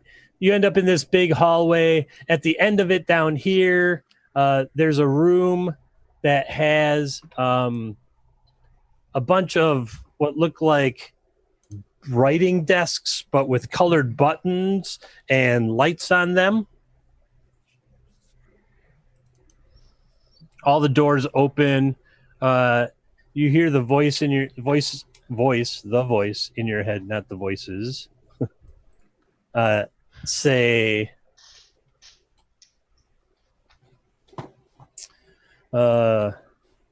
incoming transport in transmat portal. Package marked as aggressive and lethal. Handle with care. Transport air. Clean bots to the transmat portal for removal of no longer aggressive or lethal remains for disposal and sterilization. And then when you get into that final room, you hear, oh my, the check engine light is on. Even I don't know how to fix that. Hey there, friends who rolled dice. Thanks for the raid. Thank you very much. Yeah, thanks for the raid. Woo, raid. Awesome. Nice. Fantastic. There's a whole bunch of buttons and lights in that final room there at the end of this hallway. There's a bunch of other doors and stuff, but the lights kind of, like all the doors opened at once. Psst, psst, psst, psst. Put me out of my misery. And I just start spinning and spinning and spinning. So while playing my ukulele. that's the option. Brain the size of a planet, and here I am stuck on this ship. Nice. What do you want to do? So I'm just gonna take the doctor. He's fascinated by all this bizarreness. He's gonna head down the hallway. He's gonna get a closer look at what's going on. All right. There seems to be like seats and desks, and all the desks have there's not anything to depress, but there's like colored marked areas on these smooth surfaces, and then there's banks of lights above them. Okay. I start beating. I start slapping. Yeah, slapping the colored lights. Yeah. All right. Something lights up towards the front of the ship, the right on the map, and it looks like 3 arcs of a circle in red, and it just starts flashing. Obviously, we're pushing the right thing, so I go push more Really? buttons I too. know. I'm faster. And then you hear kind of a rumbling from the far back of this structure. And you swear the whole thing is moving or starting to move. Oh man, we did it. We've done something. And then it Yeah. starts rotating. So suddenly your floor starts becoming the left-hand wall. Okay. That's weird. Is it time I'll for slide scenes? down to the left-hand wall, and then with great vigor and enthusiasm, we'll begin or restart my my rendition of Flight of the Conchords. All right. Amazing. I was gonna say the theme from Star Trek. Mm-hmm. I don't know that one. That's All right. You start playing. You hear in your mind self-destruct in 5, 4, Oh. 3, 2. Sorry. Please remain calm. Minor system error. Self-destruct has not been activated. In the event of an actual self-destruct, we would all be a smoldering pile of ash. But the ship is starting to rotate, and that floor is rapidly becoming the wall. Okay. More buttons. yeah. I think that's the only option. Yeah, we don't really have. You gotta any keep other hitting these thing buttons to until do, something right? So- happens. All right, you start hitting more buttons, and the whole thing starts to shake, and rock smashes through this front area here, and you're actually looking down onto this that area that you entered in on below on the map, right down here. You're looking Okay. down on this through this front area, but some rock is like grinding up slowly towards the walls, and you start to see sparks and fire and smoke starting here and there in the hallway and everywhere else. There's booms shaking everything from the back of this structure, and you feel like damage is being done of some sort, and it might be dangerous to stick around. Run away! I think we pushed all the buttons we can, boys. Yeah. Let's get out of here. Time to skedaddle. I won't argue with that. Yeah, I think we've had our fill on that, so gonna try and exit out.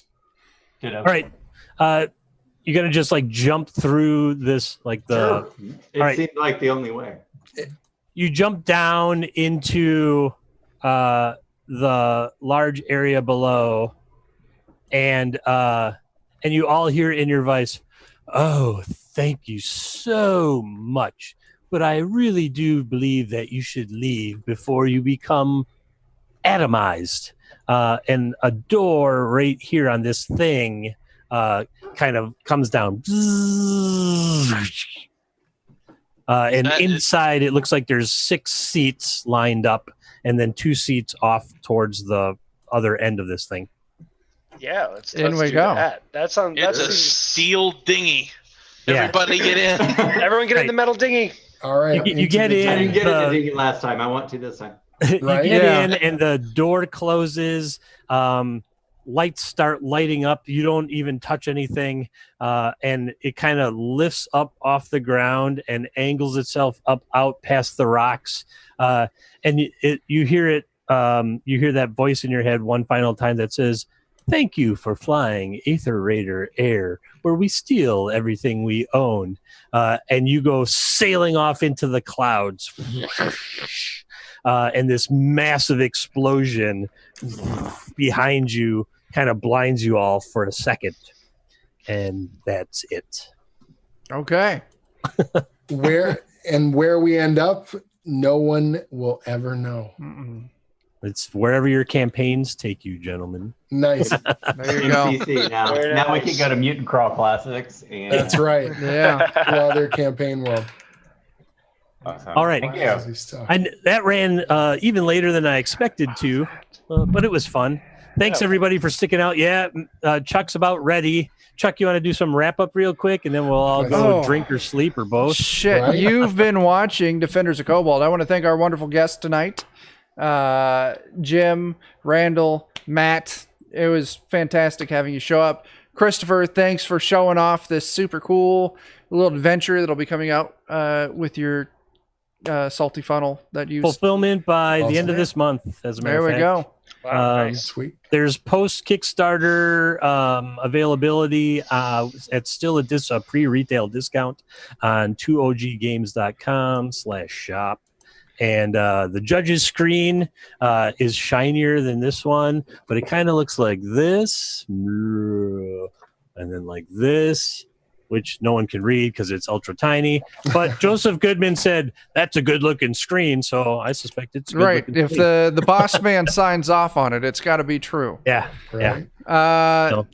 So yeah.